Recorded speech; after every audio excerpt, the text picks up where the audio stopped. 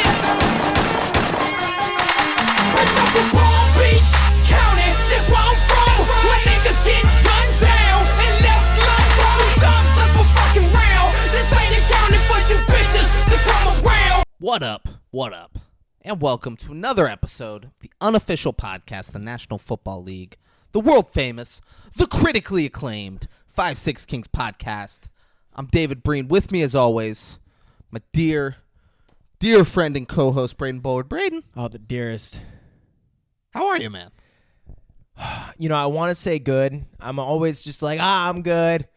But honestly, David, especially after watching this documentary, my trust issues have never been worse. Yeah, but before we start, I want to say to everybody, no matter who you are, no matter what talent, no matter how you look, you deserve to be loved, and you deserve love, and no one can take that away from you. Which is exactly why my trust issues are so bad. Because you don't think everyone deserves love. Well, just like everyone does fucking deserve love. Are you kidding me right now, dude? What am I, the fucking... No fucking way! What am I, the love police here? Why does everyone deserve love, huh? They don't. Yeah. Yeah, not everybody. Not everyone. And that's why love is special. Because you got to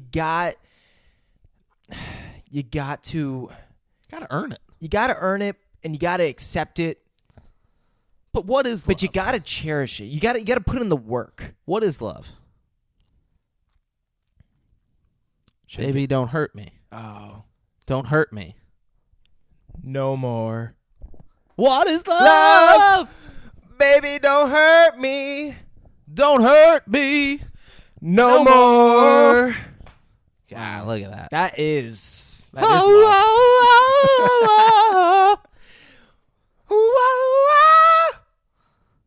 Great song. Dude, I think I might have found love now. There we go. Maybe that's what it's all about. That's what it's all about. Oh, my It's God. all about the song from Night at the Roxbury. Dude, That's what it's all about. If only fucking Kai heard that song. Do you think he knows the song? Right? No, because then He wouldn't, yeah. Yeah. Yeah. Wow. Yeah. Guys, what's great, though, is that people could be listening right now and just be confused as what we're talking about, because at the end of last episode... Oh, yes, that's right. I was clear. Very clear. We will be doing Walking Tall this week. Yes. I told you guys where to go watch it. I talked it up. We talked Scorpion King and Mummy Returns. Oh, we did. And then yesterday, I texted Braden and was like, hey, have you watched Walking Tall yet? If you haven't, we're no longer doing Walking Tall. And we're doing... I don't even know what this is fucking called. It's called the Hatchet Wielding Hitchhiker? Yep. Okay. I know. We're doing the blanked a couple Hatchet times. Wielding Hitchhiker.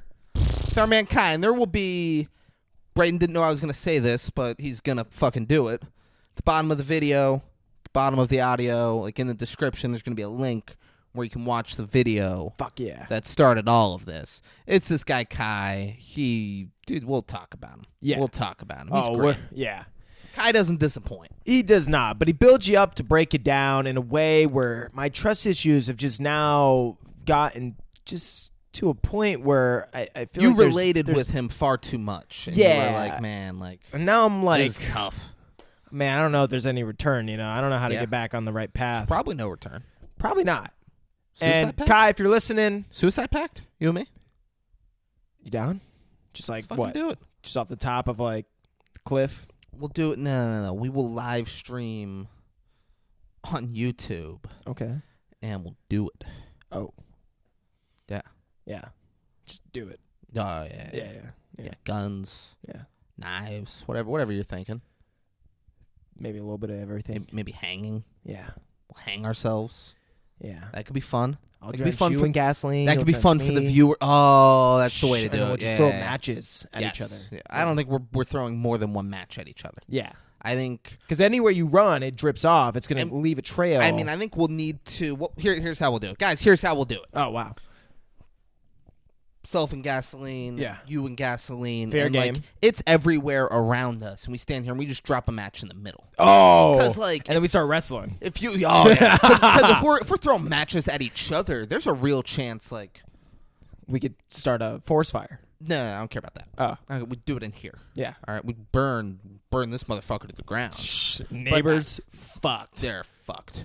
But like, there's a real chance. Like, you miss me with the match, but I hit you. Yeah. And while you're on fire, I'm like, Oh man. oh shit, I don't want to do that. Oh, That looks awful. Oh my god. running You're away. screaming. You're like, ah! Like, I'd get the fuck out. Yeah. And then the cops show up. I'm covered in gas. I'm like, I don't know what happened. Ah, dude, he just tried to fucking kill me. Yeah. They're like, yo, live stream, man. Oh yeah, that's You're on YouTube. You did it. You're going to prison. I'm sure that emoji section would be off the chain though. Fire symbols going everywhere. Everyone's The just emoji. Oh, like people watching Yeah, live. they're just there. loving it. Okay. Yeah, In yeah. the comments. yeah. It's just Absolutely. going crazy. And that's fucking good entertainment. I don't think the WWE has brought any type of fire action in a long time. They used to. They used to do a little bit. Well, they used to have Kane. Who, Yeah. That was his thing. He Yeah. was like, I got burned. And then Triple H made people think. Do you remember? Like, when's the last time someone got buried alive? Do you remember the Katie Vick thing with Kane? No. So Kane was going to wrestle Triple H, and then Triple H found out that Kane had a girlfriend, like in high school, and that Someone he hasn't spoke to for 10 years or something. So she is dead, Oh, shit. and that Kane killed her. Oh. But he did it like it was fucking crazy, like on acts. Like they were going to a party, and Kane. Wait, this is like a real story? So it's not real life. This is what Triple H. This was a real, like, Kane was like, "This is what happened," Yeah. Oh, shit. and like Kane crashed the car. Yeah. Here's what I hate about that story. And then Triple H, so it got way weirder, and Triple H is like, and then Kane fucked the dead body. And Kane was like, I did not do that. And then like Triple H was dressed as Kane and had sex with a mannequin. Like it got crazy and silly and fun. I could see But here's it. what I hate: Uh-huh. the character Kane is this like demented fucking devil kid who grew up in a funeral home, and his Got, brother like- burned him as a child, and Yeah. he killed his parents or whatever the fuck. But he's just going to a fucking a kegger.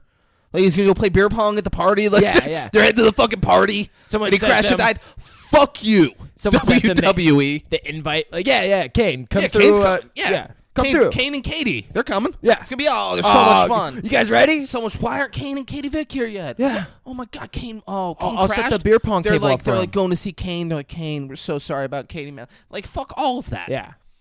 It's crazy. Fuck all of that. No consistency, WWE. Yeah.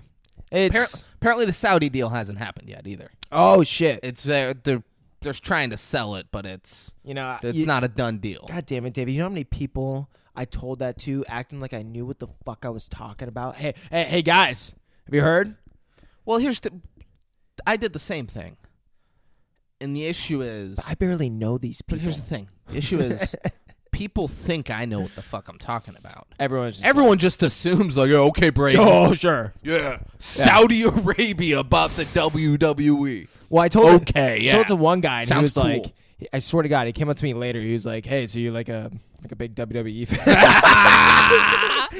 He's like, because you said the thing earlier about, Saudi Arabia, and I was like, oh, wow, You like, trying- you must really know. Like, It's like you trying to talk wrestling or I swear to God, this happened. I was like, fucking great. yeah, and I was like, you know what, dude, like, my buddy's just, he's way bigger of a fan. Like, I don't really keep up with it how I used to, and I actually have no idea what I'm talking about. And he was like, All right then. yeah, well, see you around, I guess. I was like, yeah.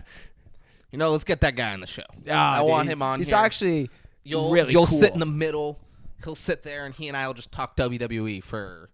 It'll be like a 4-hour episode. And I'll kind of just be like, No, I want you in the middle. Oh, just okay, right. saying nothing. yeah, just, We don't get a third microphone. We I'm- hold off on the third microphone. Yeah. And you just sit there, and like when I talk, you're like this. Uh-huh. You're like when I talk over here, you're just like this. No, you're leaned back. Oh, okay. You don't want to dominate it at all. You just sit here and you're just. Yep. Yeah. Then he starts talking and you're like. Mm-hmm. Yeah. You don't do yeah. You say nothing. You just smile and nod. Well, even if I did, they wouldn't hear it because I don't have the mic. We would hear it. Ah, yeah. And you are not a part of this. All right? It's me and the guy. And then as you're speaking, you're like, yeah, no, Braden actually had no idea what the fuck he was talking about. Braden never does. And the Yeah. guy's like, I know. Yeah. I fucking yeah. I hate that kid so much. God. I'm like, hey, dude, that's my boy. All right, that's my dear friend and co-host. You're gonna come on the motherfucking 5-6 Kings. And you're gonna talk that way about Braden, and then he and I are fist fighting. And I'm just sitting back. And you so just sit there. You're like, oh.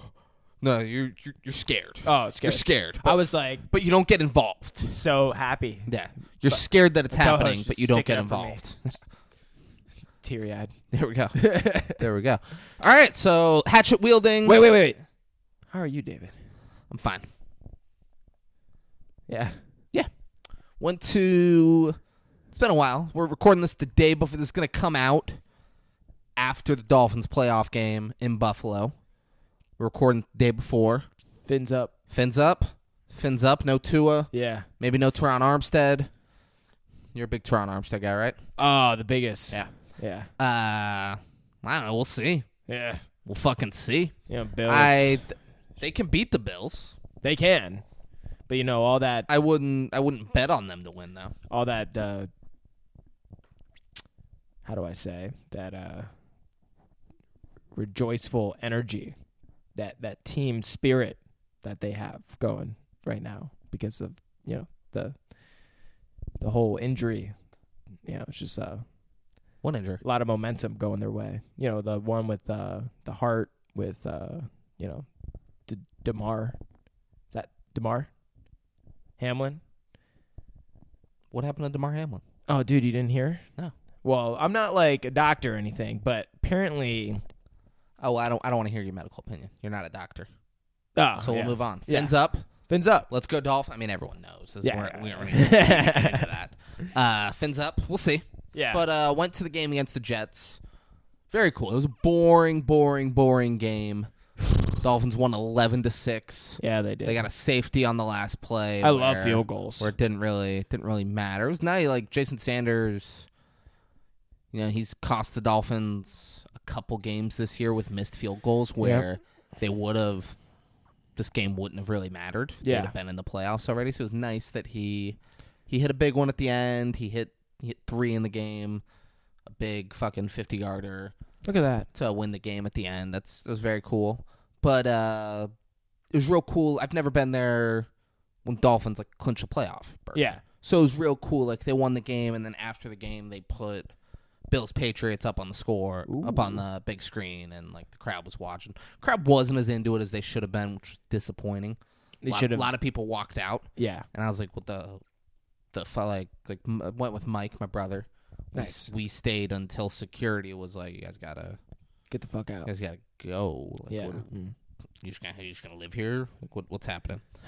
But, awesome experience. Fuck very yeah. cool. How was the weather? Fins. That was beautiful. It was beautiful. It's so nice. And you sit on the Dolphins sideline because the other one, not on the sideline, the Dolphins side of the field. Yeah. Behind their sideline. Yeah. In the 300 section. But that's where you sit. The other side, it's sun exposed, and it looks. Every time I'm there, I'm like, fuck. This stadium used to all be sun exposed. How the fuck did I ever go to fucking 1:00 games and shit all the time? How the fuck did I ever do that? It looks miserable. Over just sitting in the sun on the visiting sideline, in those seats. Yeah. It looks awful. I'm like, how the fuck Just getting blinded. did I go to games and be like, yeah, this is awesome, go Dolphins? You gotta wear a visor. Fuck that. Fuck that. You gotta go sit in the AC and not Yeah. be there. Yeah. Yeah. Hey, fins up. That stadium. Fins up. It's nice though. Fins up. Let's go to Buffalo, get a win. Ooh. Go to Kansas City, a little Tyreek Hill revenge game. Oh yeah. And then let's go all the way to the fucking Super Bowl. All the way. All the way. I gotta make everything sound so sexual. But I didn't. You did. That's what I'm saying. You I don't came know. in. Yeah. Yeah. I got a problem. Yeah, you do. Well, I mean, there's people that can help you, man. You think? 100%. I mean, maybe not you. But, Okay. But like, there's sex addicts meetings and there's treatment facilities for sex addiction to help Tiger Woods. They could help you. Yeah, Tiger had some problems. He sure did. Yeah. Sure did. I also went and saw Anthony Jeselnik, who was incredible. Nice. Incredible. You guys won. He'll be gone by the time you listen to this. I was going to say, try to go see him while he's in West Palm this weekend. If you didn't see him, you missed out. Yeah, you did. I missed out. I mean, let's stop recording. It's 9:45 at the Improv. We got a little bit of time. Shit. You think we can make it? Do I think we could make it? Yeah. The issue would be, are there tickets? And we got could 2 hours, David. But we could for sure make it to downtown West Palm from I Palm didn't know Beach what time Gardens. it was. I was like, wait. What time is it? He's the fucking best joke writer Nice. on the planet. He was so good. Just on the fucking ball. He was so good. The joke that humbled Kanye West, though. Kanye West went on. I won't say any of his jokes because it's his fucking material. I'm not gonna sit on our podcast and be like, and then Anthony said this, and here's the punchline. Like, it's all fucking hilarious. Yeah. Respect. The joke that Kanye West was talking about, though, where he was like, he went on a podcast, and Anthony Jeselnik like couldn't share any of it because he's like, fuck, like Kanye's going crazy now, and like I can't like post a video of him saying this. Really, you couldn't like post a clip of it? I mean, he could have, but it's not the best publicity. I guess. It was like in the same interview when he was like, and the Jews really, they gotta, like, Hitler's not that bad. Like, it was in that same interview. Jesus Christ. Like, I mean, I can't. What the fuck am I gonna do? But you- Kanye said, like, he went and saw Anthony Jeselnik last night, and the first joke he did, it was just so high level. Like, I thought I was funny, and then he did that joke, and I just realized, oh, I'm not funny. Wow, I love that I took that. Yeah, but and the joke, it wasn't. I didn't think it was that great of a joke. I mean, it was a good joke. But to Kanye, To Kanye, it was so high level that it was Anthony Jeselnik, that not close to my favorite joke he said during the set. Yeah. He's the fucking best. He's the best. Anthony Jeselnik. Still got a 9:45 p.m. showing at the Improv. God, I wish Go I was check there. him out. Fuck. Yeah. That was my week. That was my week, man. That sounds like an epic week. Yeah. We gonna talk Kai or what? I'm David. itching to talk Kai. I know Kai was itching too. Yeah, it was. Because he was on drugs. No, he actually wasn't. Yeah. It was proven. Wow. No, it wasn't. At one point it was. Maybe not at the time where we see him. It was never proven at any point. I guess we'll have to get into it. Yeah. Move your microphone, Braden. Yeah, move it towards me so when I say this thing off the audio, it'll pick it up.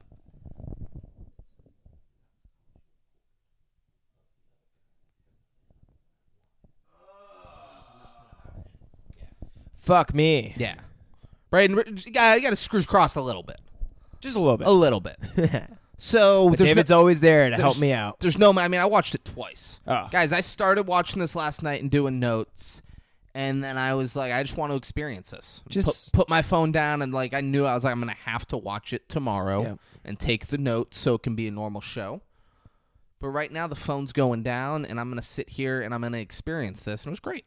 Wow. It was fucking fantastic. Blossom in it. Yeah, it was very good. I mean, it wasn't great, but it was great. Yeah. That doesn't make sense, but it will to all of you. Yeah. There's no money to talk, is there? No, there's They didn't post a budget. no, but there is some ratings. If you want to get into the fucking ratings. Always do, baby. Well, David, Always do. goddamn, Rotten Tomatoes, man. I don't think you could have guessed it, but they gave it 100%. There we go. Yeah, they did. 100%. Nothing better. So how does that work? That's how many people have like reviewed it at this point. So that's through because the audience score, tomato meter's 100%, Yeah, audience score 50%. It's the tomato meter, David. Yeah, I don't know how that works, though. Yeah, I have no idea. Will it always be 100%? I don't think so. Or will it be... Because it says there's 6 reviews. But, like, who can give a tomato meter review?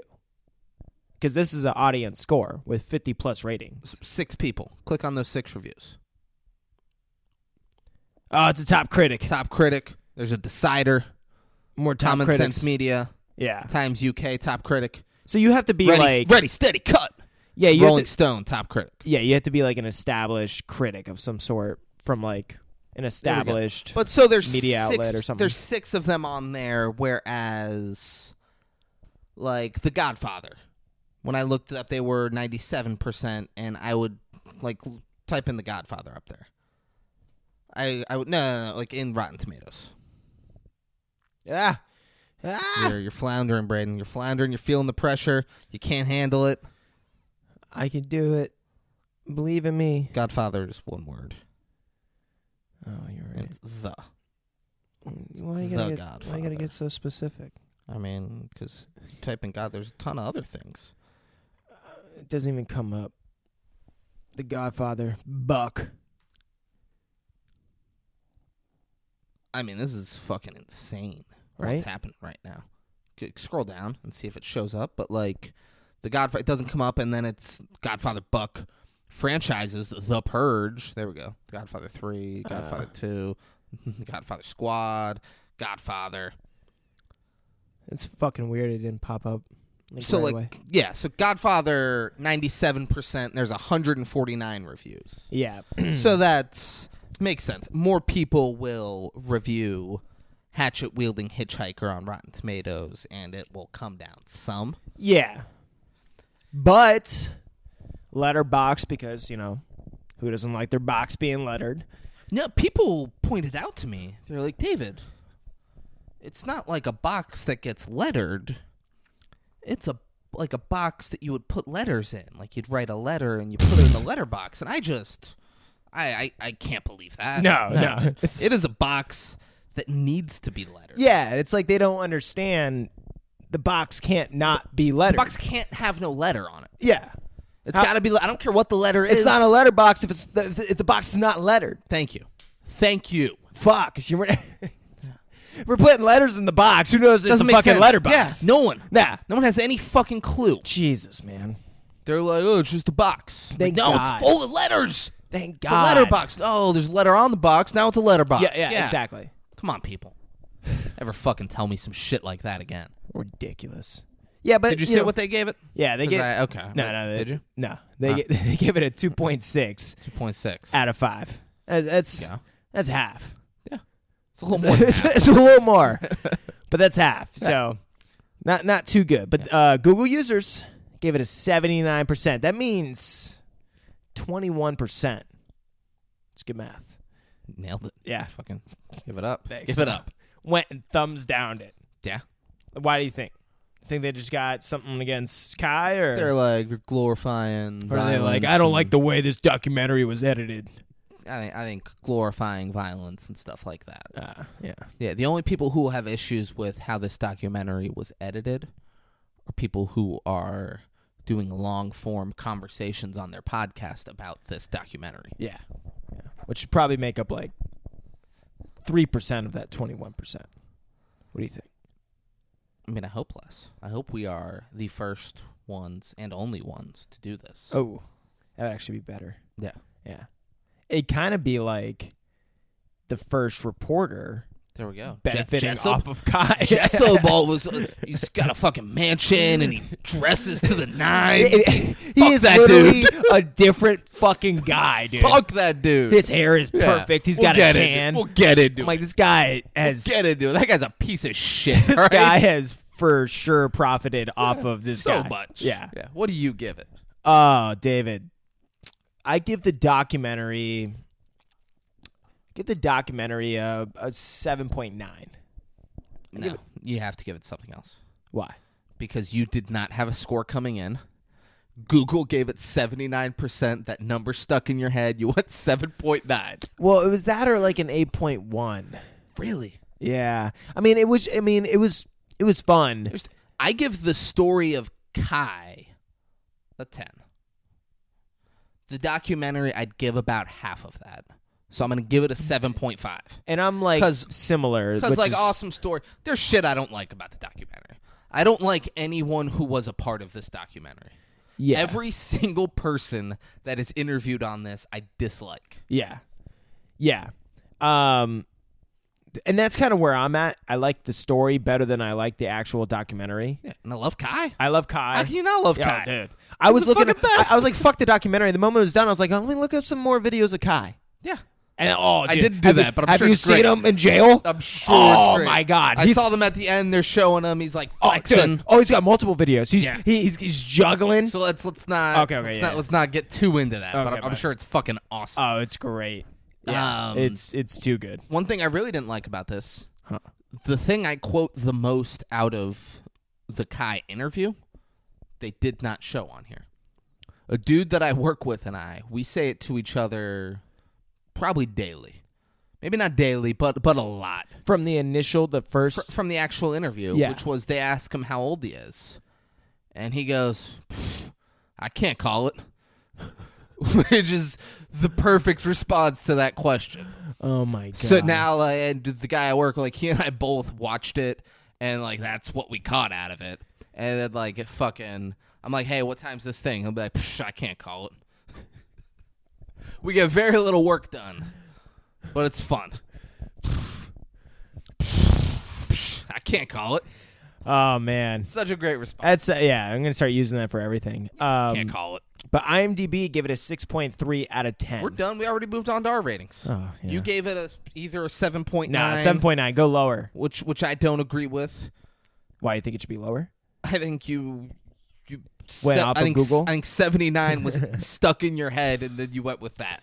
Yeah, I just didn't like And then the... you're like, it was either going to be that or an 8.1, as if coming into this, those were the two numbers you had. Well, that's and what I was you were weighing out. weighing it. You did not have those two numbers in your head. Well, that's what I was weighing out right now on camera. I just thought of it right then and there. There we go. Maybe Google was in the back of my head. Oh, But you know absolutely. what? I don't even know. Ain't no fucking maybes about it. You gave it an 8.1. Yeah. What'd you give it? 7.5. 7.5. I love Kai.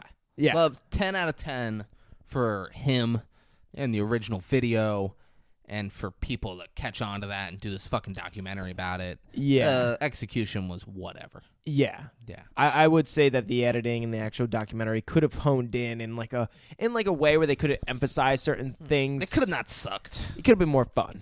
Could have not sucked. Yeah. All right. What? I assume there's no reviews or no awards. No awards. I All try right. to find it. There's fucking nothing, there's people. it's a fucking documentary that just Yeah. came out. Yeah. We're catching this as soon as it comes out. There's not even fun facts. I found I got a fun fact. Oh, you got a fun fact? Yeah. Fuck. Might have a couple. Yeah, guys. So stick around. We're gonna take a quick break. When we come right back, we're diving in. Oh, David, we're not just diving in. We're gonna smash. Did you like that? No. Oh, shit. There's someone else who incorrectly uses the word smash to try to be funny in the documentary that I point out. Oh, great. Yeah. Awesome. Yeah, let's go. All right, Stick around. guys. We'll be right back. And we're back. Hello. Hey, Derek Jeter. Fuck you. Yeah. All right? Mm-hmm. So we open. They're showing like a person hitchhiking. It's supposed to be Kai, but it's not Kai. If you haven't watched the video yet, stop what you're doing. Go watch the fucking Kai video. Yeah. Because I'm just referring to him as Kai, and I'll explain some of it, but go watch the fucking video. Just go fucking do it. And like different radio people talking. I think Jim Rome is one of them. And there's like Kai, the hatchet wielding hitchhiker, Kai, blah blah blah. They're talking about him and shit. Yeah. And there's a dude putting on this like fucking dapper suit in this beautiful house. And Oh you're my like, God. You're like, who the fuck is this guy? Oh my God. What a guy. And he starts talking about how he introduced the world to Kai. And you're like, what's that mean? I gave him the world. What's that mean? And then he gets a phone call, and he's like, "Oh, this is Kai right now." And he plays it, and they're like, you're receiving a call from an inmate at the blah blah blah. You will not be charged for this call. Blah blah blah. I got a huge issue. Huge issue, David. They show us this. And then we never hear the phone call. What in the fuck? I'm okay with them not letting us hear the phone call. That's fine. Kai could be like, I don't want to be on. No, I don't want to. But you got to bring it back up. Or don't fucking show us that in the beginning. He can be like, oh, and then they could be like, oh, it's not going to be something we use. Let's cut the part where he's like, oh, this is Kai calling me right now. Now I want to bring my because rating down. All I gave a fuck about for most of this was what I want to hear what Kai says from fucking prison. Yeah, we don't hear it ever. So fucking throw that idea out the fucking window. Yeah, they needed something to start the opening credits. They didn't though. Well, that's what they just felt. show us Kai. No, yeah, I know. That's what they thought that they were doing. Like, oh, we need something as like a cliffhanger, like a moment, like a certain beat where you're like, to when we can like, have our opening credit. And it's like, dude, no, like the fact that they didn't bring anything back, they forced the fuck out of that. And yeah, now I'm pissed off. I gave it a 7.9. Yeah, it's fucking. It's fucking nonsense. I forgot that when I was weighing out my score. My ears are getting hot because I'm angry about this right now. Steam coming like out? It's like genuine anger. Yeah, you're getting hot ears. Tom and Jerry I'm type like, shit. This is fucking nuts, man. Yeah. Fuck these people. Yeah, that's how I feel right now. Whoever was in charge of that, fuck you. Fuck you. Fuck you and fuck Derek Jeter. Yeah, and I hope Kai's okay. Me too. Yeah, that's all I care about. Me too. So the guy in the suit in the nice house is the fucking local news field reporter who interviewed Kai. And it's his first fucking day. Yeah. It was his first day. This motherfucker had this shit planned. He's like, I know this fucking crazy lunatic. All right. And day one, listen. And he's like telling this to his fucking camera guy. He's like, day one, we're going to go get this motherfucker. And we're going to have him. Do some shit. To do some crazy shit. Yeah. And we'll be the first person on the scene. This is just like Nightcrawler. It is. This is. Oh my god. Oh my god. This guy is fucking Jake Gyllenhaal to a T. All successful. Yeah. This is like he just doesn't look as crazy with fucking. Well, because now he's rich, so he's like, I'm getting massages 24/7. He didn't then either, though. He fucking He was Gyllenhaal without people being like, I don't want to fucking deal with this person. Yeah, the guy's out of his fucking mind. Leave me alone.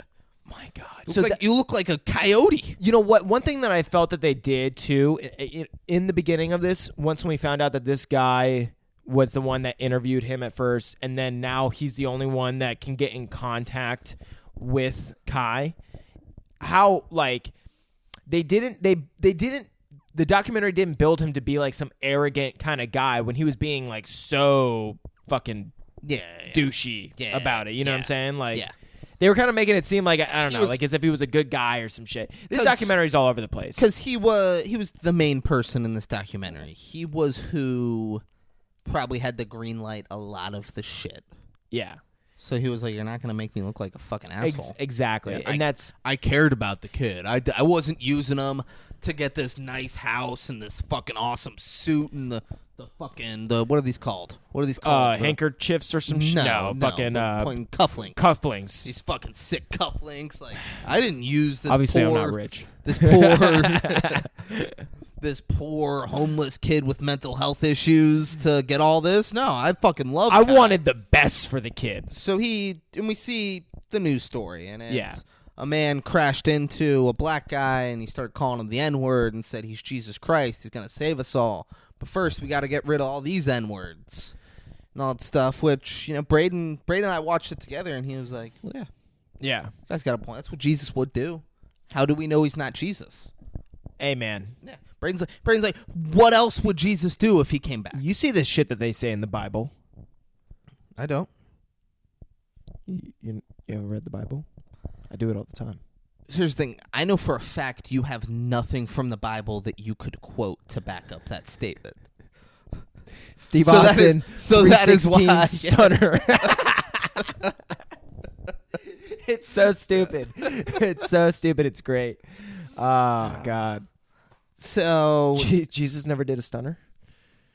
He didn't. He didn't. Fuck. Lady goes over to the guy who crashed into the black dude. And she's like, oh my God, and like she's checking on everyone, and then he grabs her, and this Kai talking, he's like, he grabs her, and he's a big dude, he could snap her neck like a pencil stick. So I come over and he won't let her go, so I got my hatchet, and I hit him, I go, smash, he still wouldn't let her go, smash, smash. And he was so hyped to say that. He was so energetic, passionate. Best. Yeah, like this is... Hey, I'm on call at work, and I let Brayden know that I might get a work call that I got to take. We got to take So the I'm work taking call. it. You keep talking. Oh. He was fucking smashing. You know what I feel like? The way that he was emphasizing the word smash is like as if he grew up like... We come to find out he's got like a traumatic childhood. His traumatic childhood was also filled with nothing but Hulk. All right. And every time he started feeling some type of way where, you know, my childhood sucks, feel bad for me, the self-pity, he'd be watching the Hulk, and he would watch the way the Hulk would just be like, smash! And he would get like, oh, let me express myself. Because, you know, we all need an outlet to express ourselves through. I mean, we really do. And this kid probably resonated with the Hulk in such a way where he was like, I'm just itching to do a Hulk smash. I'm just waiting. I'm waiting for the opportunity. Did some drugs. Come to find out, some dude that he also gave drugs to is, you know, attacking a woman. So what does he do? He does a Hulk smash. Not once, not twice, but he does 3 a Hulk times. smash. Smash!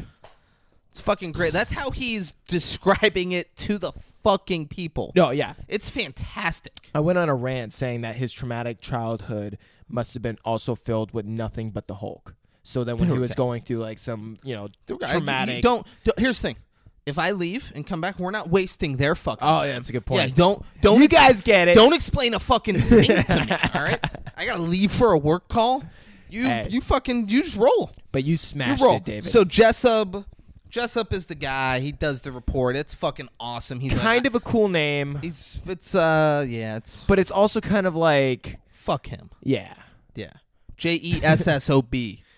Fuck him. So cool. Yeah. It's Him got to and be his religious. fucking cufflinks and his Religious of some sort. cool hair. and Jewish. his- Now he's got a nice tan. He used to be like super pale. He was pale, like kind of sloppy looking. Yeah. Like, not just sloppy looking. He would do these weird things where he would just barely have his shirt tucked in and the other parts of his shirt would be tucked down and be like, dude, you're literally going on the air like this. Like, either Like tuck in your shirt or untuck it. Like a kid at St. Clair who like fucking is getting caught with their shirt untucked. Oh, Shit just like barely that. tuck it in. I got it tucked. It's tucked in here. As Just get out sloppy there. as you can make it look is what this fucking dude is doing. And now look at him. Yeah. I think he did this all out of like some weird spite where he's like, oh, I'm gonna show you when I was down low. I'm gonna fucking make myself look sloppy. He knew he was gonna get up to the Yeah, level he he's knew- at, and he's and- like, I want people to Yeah, be look at like, this wow, before and look at this after. guy. Yeah, Fuck Jessup. yeah. But Kai It's like wouldn't. he's trying to show the way he's been able to profit off this kid that now he's exploiting. Wow. He's still profiting off. This guy is the fucking psychopath in this documentary, dude. Shit is wild. So Jessup, Kai doesn't talk to any other reporters. Like they all show up to like, oh, can we talk to him? He's like, nah, and then he just walks off. And Jessup's like, yes, I got it. he's like, we're the only ones who fucking interviewed that lunatic. Day one? Is fucking perfect. This all just happened by chance? No way. Yeah. Him and his cameraman, He paid that dude in drugs, which is to not speak to anyone else. which is absolutely he did. Yeah. His cameraman posted it to their YouTube page that they had. But it's important that he's the cameraman. Yeah. That's No- how- no is- big deal. That is how he is listed on here. It says his name, and then underneath the title says cameraman. That was this piece of shit's right-hand man for probably fucking years. And you just left him in the dirt like that. He's just a cameraman. That's not what I'm getting at. Oh, no. Yeah, he's cameraman. Just remember that. Oh. He posted it, and overnight they had 500,000 views, and then I put today it has ... to remind me to look up how many views Kai, the hatchet wielding hitchhiker, has right now.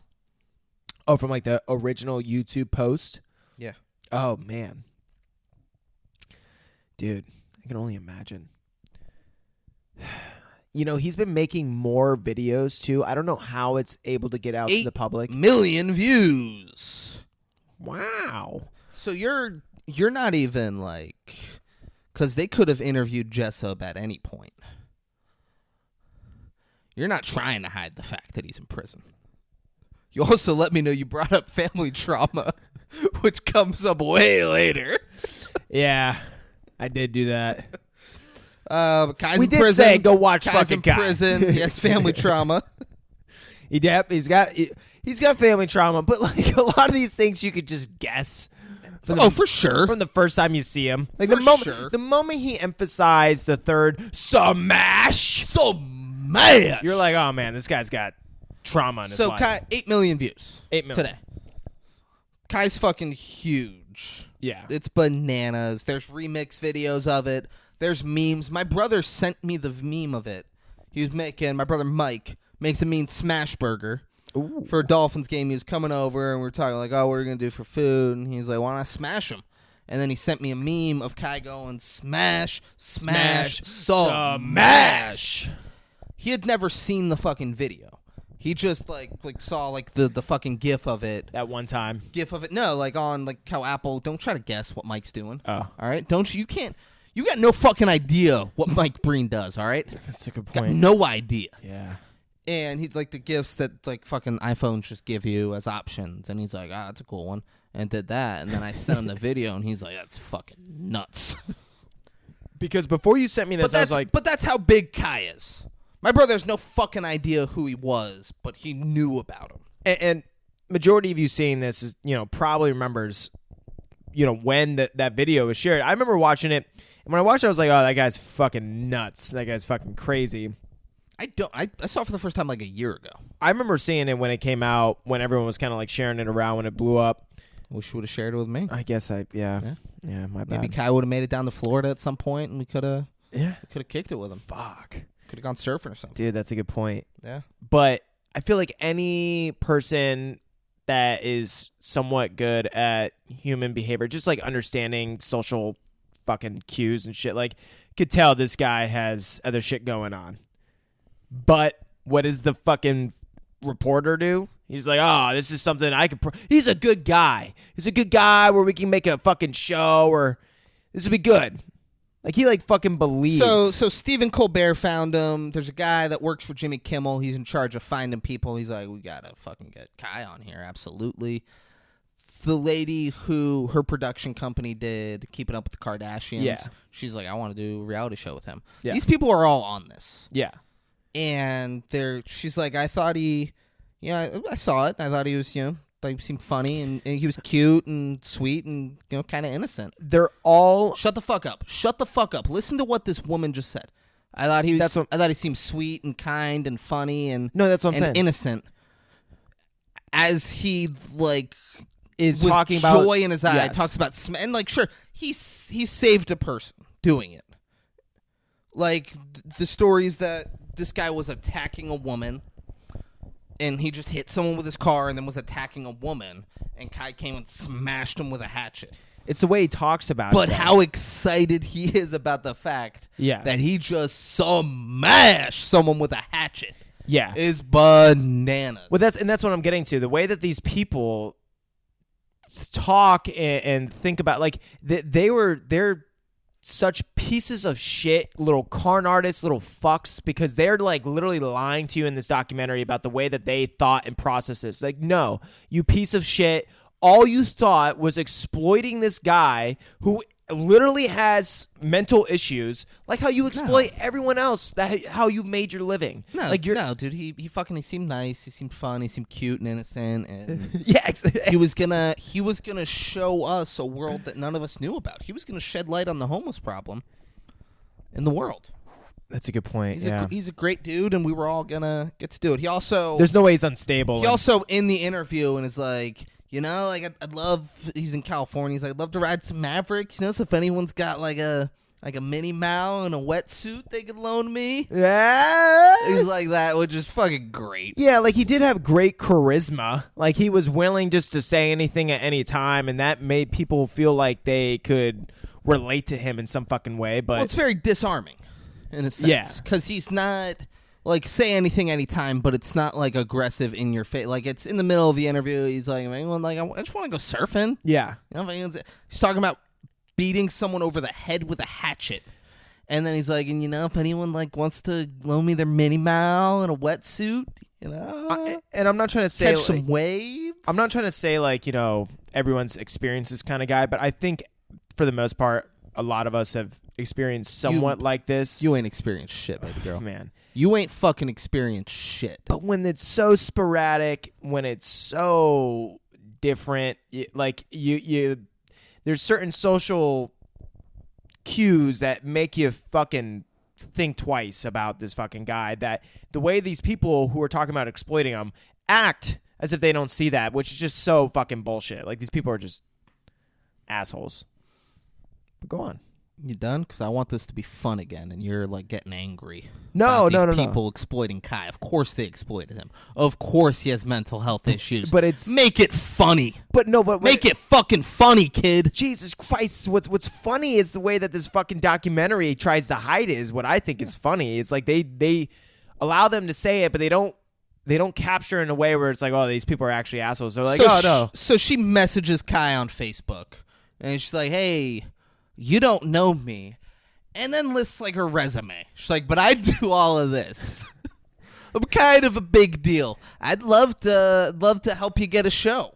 I'd love to change your life. The Jimmy Kimmel guy, he calls Jessup, and he refers to Jessup as the gatekeeper. Let that sit for a second.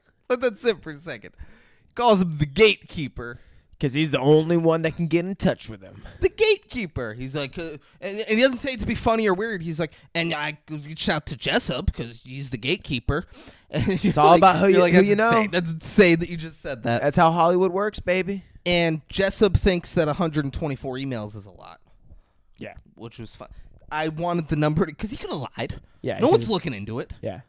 You could have said 10,000. Yeah, no one is looking into it. He's like, I just deleted all my emails. I was getting too many emails about Kai. And then 6 minutes later, I look, there's 124 emails there.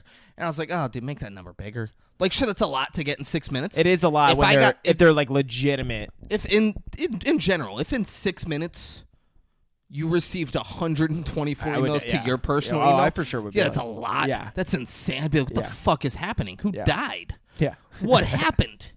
Or what did I say on the 5-6 Kings that got bad traction? that did bad. But Jessup can lie. No one's looking, but like, Jessup, we actually looked into that, and your Gmail account only received 124 emails that time. You could be like, I got 5,000 emails. People are like, that's fucking nuts. Fact check. That's fucking nuts, and he probably did. Yeah. Now I think it's way less than 124. It's probably 10. I think Jessup got like 8 emails, and he's like, this is a lot of emails. Oh, my God. A lot of people want to know about him. This could change my life. Yeah. Jessup wanted to be the one. He's like, I want to be the one that meets with Kai. Yeah. He does. He kind of tries to hide it. But he's like, I want to be the one. Like, everyone wants a piece of Kai. Well, I just want the best for him. But he's like, everyone wants a piece of Kai, but I want to be the one who gets to do that interview. Is how he starts it. And he's like, and I want to present him all the options and as fair make as sure possible. He understands it as fair as possible. Fuck you. You said your part first. Yeah. You said, I want to be the one who interviews him first. And then he backs off and he's like, and like present him all of the options he has and as fair. And so he knows. The moment he got done doing that, he's like, okay, so you guys know how to edit that where it comes off like comes off better, right? Yeah. Because I don't want to come off like an egotistic piece of shit. I was like, I want to be the one who makes all the money off Kai. Yeah. But also, here's the fun thing. They're like, how the fuck do we find him? Like Jessup, Kai has his number. He has a number to reach Kai. That doesn't fucking work. Yeah. Kai's phone's always dying. He's not just sitting around looking for you. He like left the interview and hitchhiked. Yeah. And went somewhere and like he gets a hold of him days later. Oh, will you look up how far is Stockton, California from Fresno? Because he gets a hold of Kai like days after trying to get a hold of him, and Kai's like, I'm in Stockton. And he's like, well, fuck. From Fresno? Yeah. He's like, well, I'm not.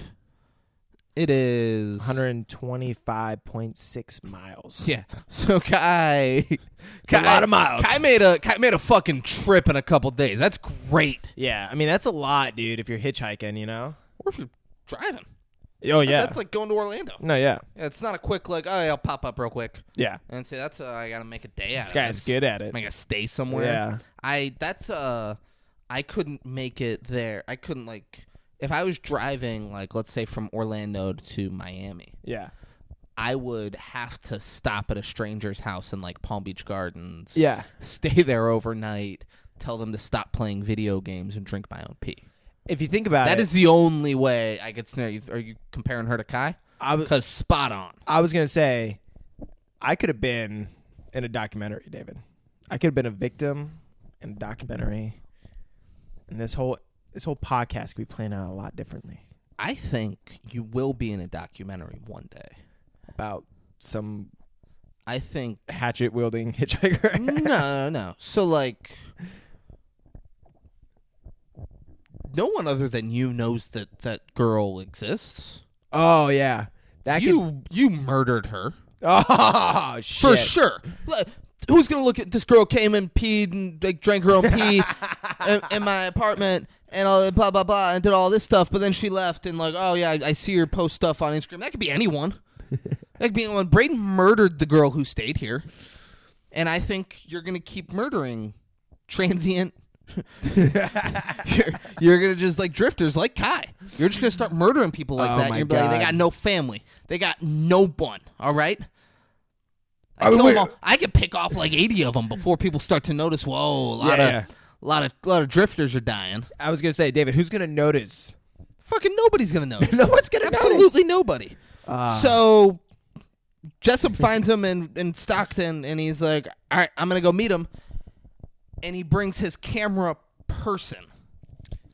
Just the camera But person. let's stop, because you did this last time, and you made it like a status thing from all of that. The other guy's title was cameraman. This guy's title is camera person. No respect. No, this is what you're doing. Why is he person and not man? Does this guy not identify as a man? Yeah, he's got gender fucking issues, man. Yeah. I think they were just like, we can't have two cameramen. That's why there's so much fuckery going on in this fucking documentary. Oh, tell him. yeah, tell him, Braden. Oh, I'm gonna get all fucking. I'm gonna tell you. I'm gonna get all PC. Actually, this is the opposite. You're doing the opposite. Yeah, Yeah. yeah. You're saying fuck these people. What the PC does. This guy thinks he's a lady now. What's the deal? It says person and not man. Wait, I what's gotta- his problem? David, I'm gonna go on a rant like this. I gotta grab my Oakleys. Why? Because when you go on a PC rant, even though it's not PC, but Yeah, you're doing the opposite. yeah, you still gotta wear Oakleys, you know. You don't. You don't. You're really butchering this, man. I mean, I think it would just You're really butchering this. make it I seem like noticed. it really. I noticed one guy was called man and one guy was called person. All I noticed was the And disrespect. and you and I, we could have made something funny out of that. I didn't write a joke or anything. I didn't prepare. I just noticed that, made a note of it down here, knew to bring it up, and thought Braden and I might make something funny. Maybe. And then Braden's like, no respect for these people. You know, Jessup's the only one who gets any respect. And I was like, no, not that. He's like, oh yeah, it's PC. And I gotta get my Oakley. Like, really butchered it, man. Ah, David. Really butchered it. All right. Sorry. So should I go grab those Oakleys? No, No. no, you shouldn't. All right. So camera person is going with him, and Jessup, he's like, everyone's calling me. I'm doing interviews left and right. Everyone wants to know where I'm meeting Kai, but I won't tell. I'll never tell where I'm meeting Kai. Wonder why? He's like, but it's to protect Kai. Yeah, Yeah, I just want the best for him. yeah. So Jessup He seemed like a good guy. shows up, and he's like, we found him, ladies and gentlemen. He's the hero. He's everybody's friend. It's Kai. Kai, and like they're doing the interview, Kai immediately starts cussing, which is great. Yeah. Like right off the rip. He's like, man, like I'm walking around and all this fucking shit. Jessup's like laughing. He's like, you can't do that. He's like, you can bleep it out, right? And he's like, cameraman, he's a camera person. Sorry. Yeah, David, get it straight. He's doing an interview. He's like, yeah, Kai kind of had just like this weird energy. There we go. First one who's like, yeah, I'm not too sure about this Kai guy. Seems a bit Nobody else. unstable. Nobody else's whole thing is like, yeah, I had a weird feeling about him. This Yeah. guy's like, yeah, it's just weird energy right off the bat. Seemed like a good guy. No, not him. No, I know. I'm Not saying this like guy. the other people Everyone are like, else. yeah. Jessup fucking loves him. Jessup fucking loves him. The guy's so great. Like doing the interview, and then he's over. He's like this old homeless woman. He's like, "This is my girl," whatever. Hugging. Couple days ago, the policy enforcers. Oh. That's what he calls the police. He calls them policy enforcers. Pieces of. They showed up. Why'd you hold back on that? No. What pieces of? I actually had a should say burp. I really did burp should actually when I say went that. to shit. I burped a little bit. Okay, Yeah. Pieces of poop. there we go. And policy enforcers pulled a gun on this old homeless bitch. Oof. And he's like, that's a vulgar display of power. I love when he actually tries to talk like formal. No, that's not what he was doing. A vulgar display of power, and not in a way that Phil Anselma would appreciate. I don't even know what the fuck that Yeah, I means. Googled it. It's a very deep pull. But the fact, like, this is what makes Phil Anselma, however, Phil Anselma. He's the lead singer of the band Pantera. They're a metal band. And in 1992, they released an album called Vulgar Display of Power. So he just. That is how fucking quick and charismatic this kid is, to That where is so he's funny. talking about cops pulling a gun on an old homeless woman. His brain makes the connection to make before. He made the Pantera reference in his mind before. Yep. And then used that and then name dropped the lead singer of Pantera. That's so funny. I fucking love him. That's some so shit I would great. do. Yeah. Some shit I would do. And that's why I'm like, you know what? I fucking like this guy so much. You know what? So much. Because so many people caught that reference. We're like, oh, shit. It's Pantera. Look at that. This guy's great. This guy's just a fucking. Speaks in tongues. And, they're talking about how, like, Kai would go rob the fucking... Like, I go rob the fucking grocery store right there. And then, like, I give shit out to all the homies. Yeah, and then the Like all the fucking homeless dude in the people. suit's like, well, you can't, you know, I mean, That's great. He's like, I don't even know how to feel. Like, Yeah, you can't I feel don't bad. think it's bad that he did. yeah, like, He's robbing the grocery store and giving it to all the homeless people. He's fucking Robin Hood. He is dude. fucking Robin Hood over here. It's literally he's like Aladdin. That's where my mind went. This is fucking a little Aladdin. This is a modern day Aladdin without a magic carpet. You're wrong. Just has a magic hatchet. You're fucking wrong. How? Aladdin would steal shit all the time. You'd run around, steal shit, and then yeah. give it away.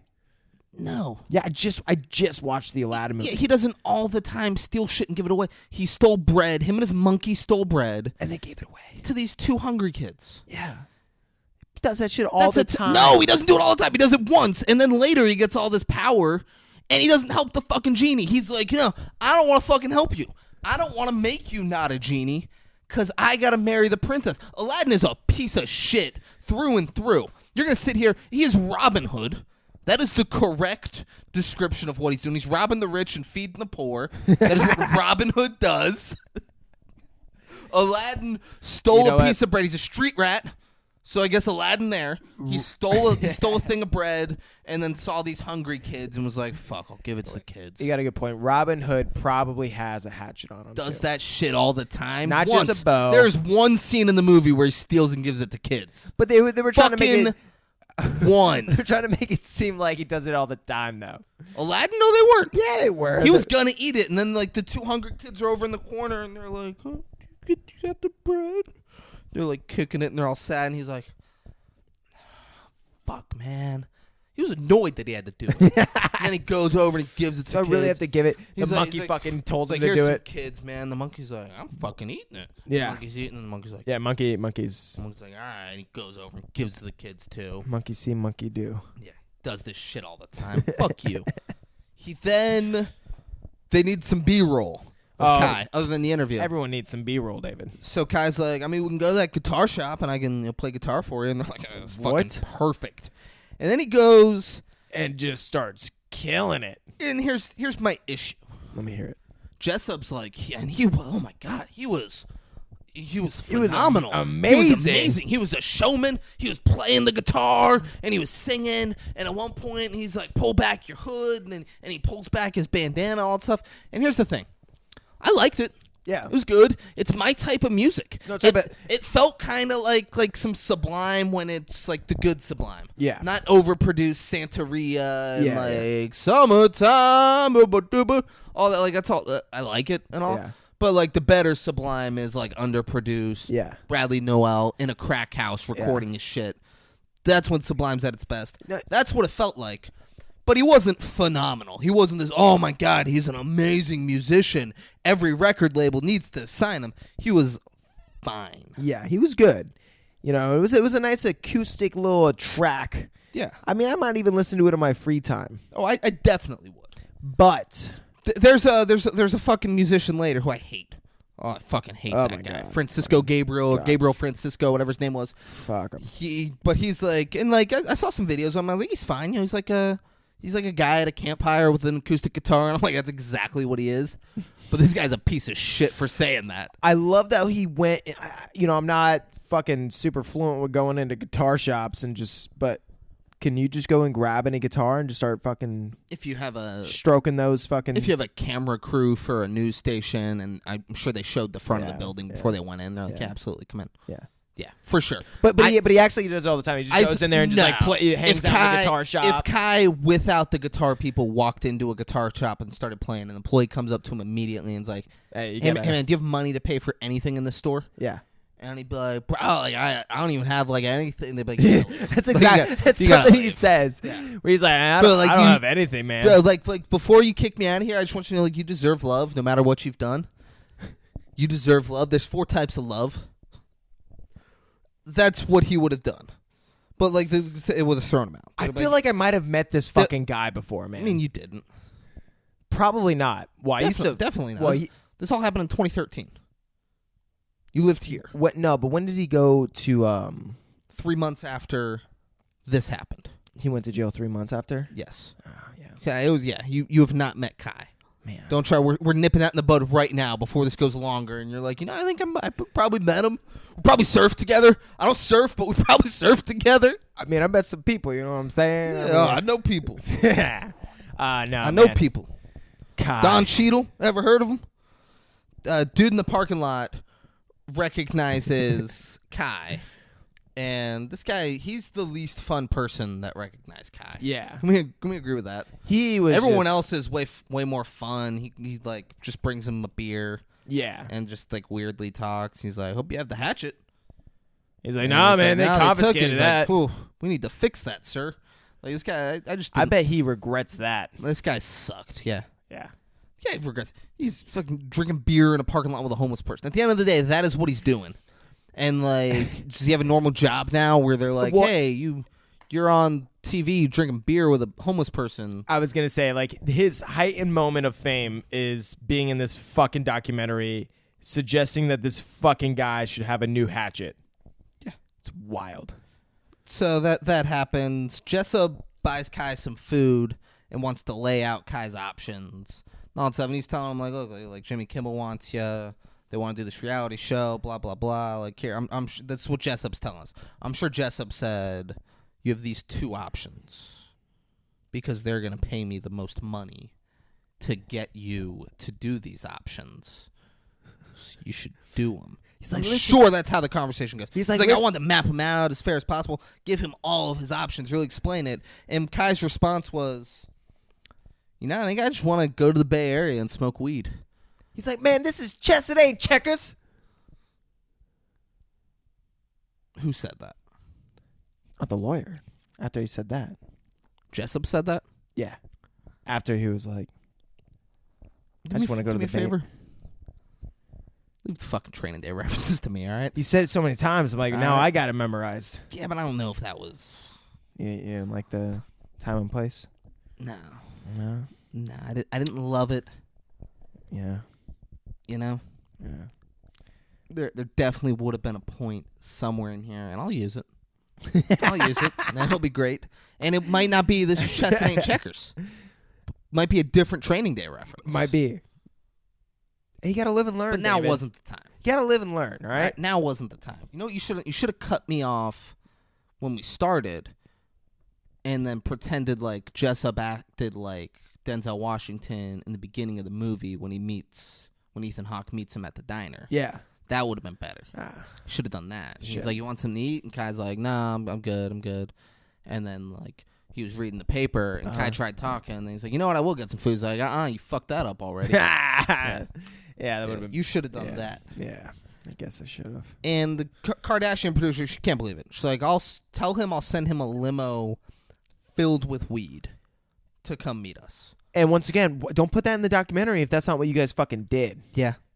Because they didn't. They very easily get him on board. Yeah, there's no footage of Kai. Kai didn't get to L.A. I via was limousine filled with weed. I was expecting him to surf out of the limousine with just like rolling out on top of weed.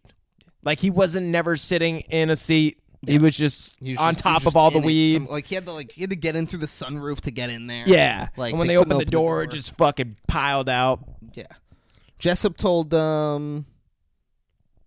Jessup was like, I told him that, and then I had to get back to Fresno. I had to, we had to get this story on TV and make more money for the station and myself. Yeah. Yeah. And for editing purposes, guys, we're gonna take a quick break. Stick around. We're just scratching the surface on what Kai's up to. Oh my god. So stick around. And we're back. Hello. Hey, Derek Cheater. Fuck you. Oh my god. So they're like, how do we get Kai to L.A. to do Jimmy Kimmel? How can we put Derek Jeter in there and just switch out Kai? Kai doesn't have a fucking... No, it's recorded on the bottom, too. Looks cool, right? Is that okay? Yeah, it's going super fast on the top. Yeah, it's okay. All right. Yeah. It better be. See? Now it's going slower. Look at that. That's cute. Yeah. They're like, Kai doesn't have an ID. We can't have him fly. Yeah. Can't get him on a bus, they said, but I feel like they could have. They totally fucking could have. I feel like if I went to the Greyhound station and they asked me for an ID, I would say no. Yep. And they would be like, all right, you still want a ticket? And I'd be like, uh-huh. Yeah. And then they'd give me the ticket. I don't think you need an ID to ride the fucking bus. The fucking Greyhound. From Stockton to L.A. Yeah. Doing this shit from Cleveland to L.A. Get out of my fucking face. You know what I was quoting there? No. It's song Thug Love. Tupac featuring Bone Thugs and Harmony. Or maybe Bone Thugs and Harmony featuring Tupac. Not sure. Yeah. But should we do this shit from Cleveland to L.A., N-word? Damn. And he says something else cool after. Some other thug shit that I'm not cool enough to say. Wow. But it's Cleveland to L.A. because, like, Bone Thugs and Harmony, they're in Cleveland. Yeah. That's their big thing. They're like, Cleveland is the city where we come from, so run. And Tupac's in L.A. Yeah. So it's like Cleveland to L.A. Nice. Yeah. Cool. Thanks. So Kardashian producer and some dude, I don't think we ever know what he does, but he works with her, for her. They might fuck. Yeah. I don't know. Yeah. He goes with her to get Kai. They go pick him up. He hitchhiked to Santa Rosa, which will you look up how far Santa Rosa is from Fresno? No, Stockton. He was in Stockton. Santa Rosa to Stockton.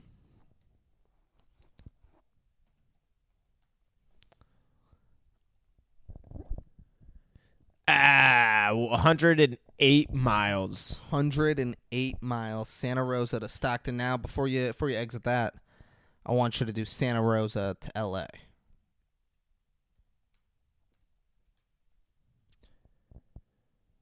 Well, that didn't come up the same way. Oh, there we go. 427 miles. So they drove from L.A. to Santa Rosa, which on there it says it would take 6 hours and 27 minutes. Nice drive.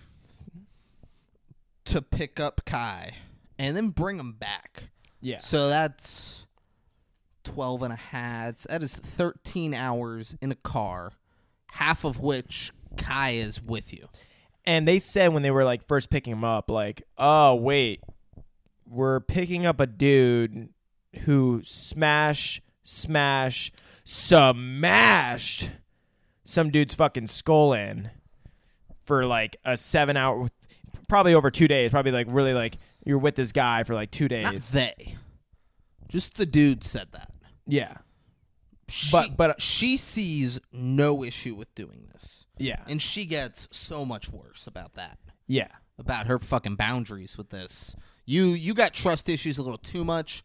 She's too trusting. You and her need to meet in the middle. You and her need to get married. Ooh, we'll balance each other out. Yeah. Yeah. There we go. Hey. Fucking But what? Lisa whatever. Braden's single. Single.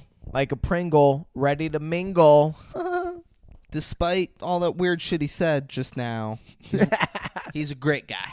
Thanks. But no, so first off, he's sitting in the backseat behind them, which would make you more He's just trust issue. And he's just gripping the hatchet like to where his knuckles are white. They can see it. Yeah. And they're just kind of staring at him in the rear view. That drive back to Fresno is fucking the majority in the middle of nowhere. You're driving through They're literal going to national LA. parks and shit. Or to L.A. Well, to pick them up, and I thought they're going back. Or is it the opposite? Yeah, but Jimmy Kimmel doesn't film in Fresno. No, yeah. They're And then going. They were from L.A. Those people didn't live in Fresno. Only Jessup's in Fresno. Yeah, and they went to Fresno to pick them up to bring them back to. They went to Santa Rosa.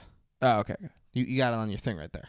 Ah. They went from L.A. to Santa Rosa back to L.A. This time with Kai. Yeah, In the back. yeah.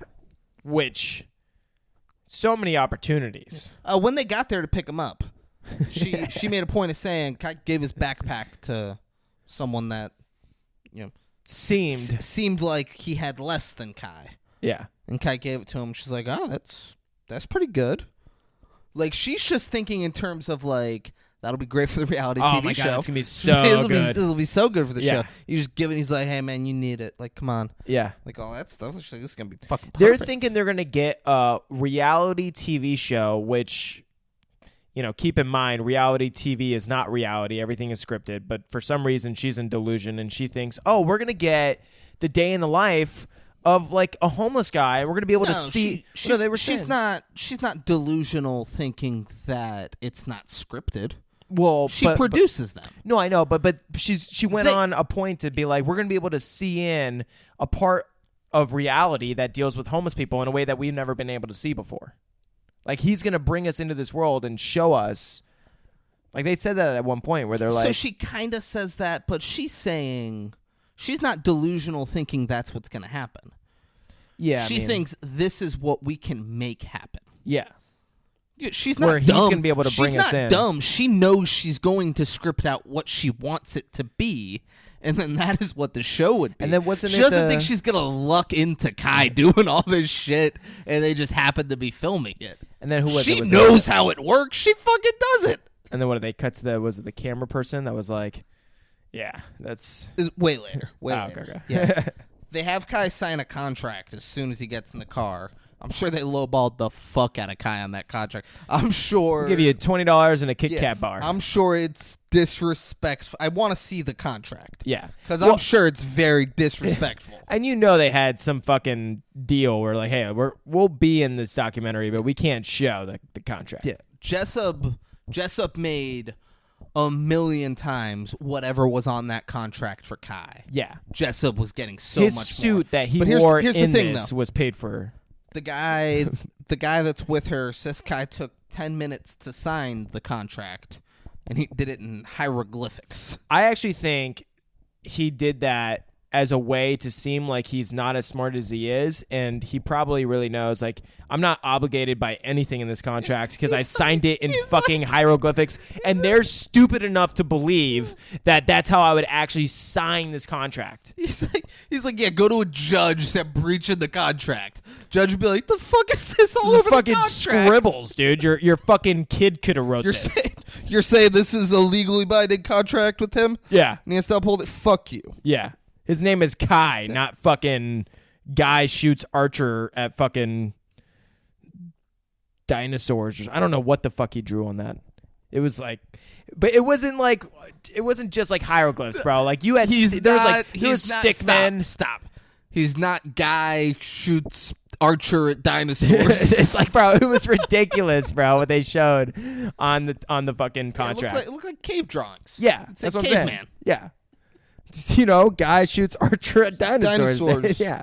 You get it. Come on. You all get it. Jessup is excited. He's stoked about the show. He's like, show's going to be fucking wild. You Oh, my kidding me? God. He's like, Kyle, the show's going to be fucking nuts. He's like, but I told her, hey, like, Kai is exhausting.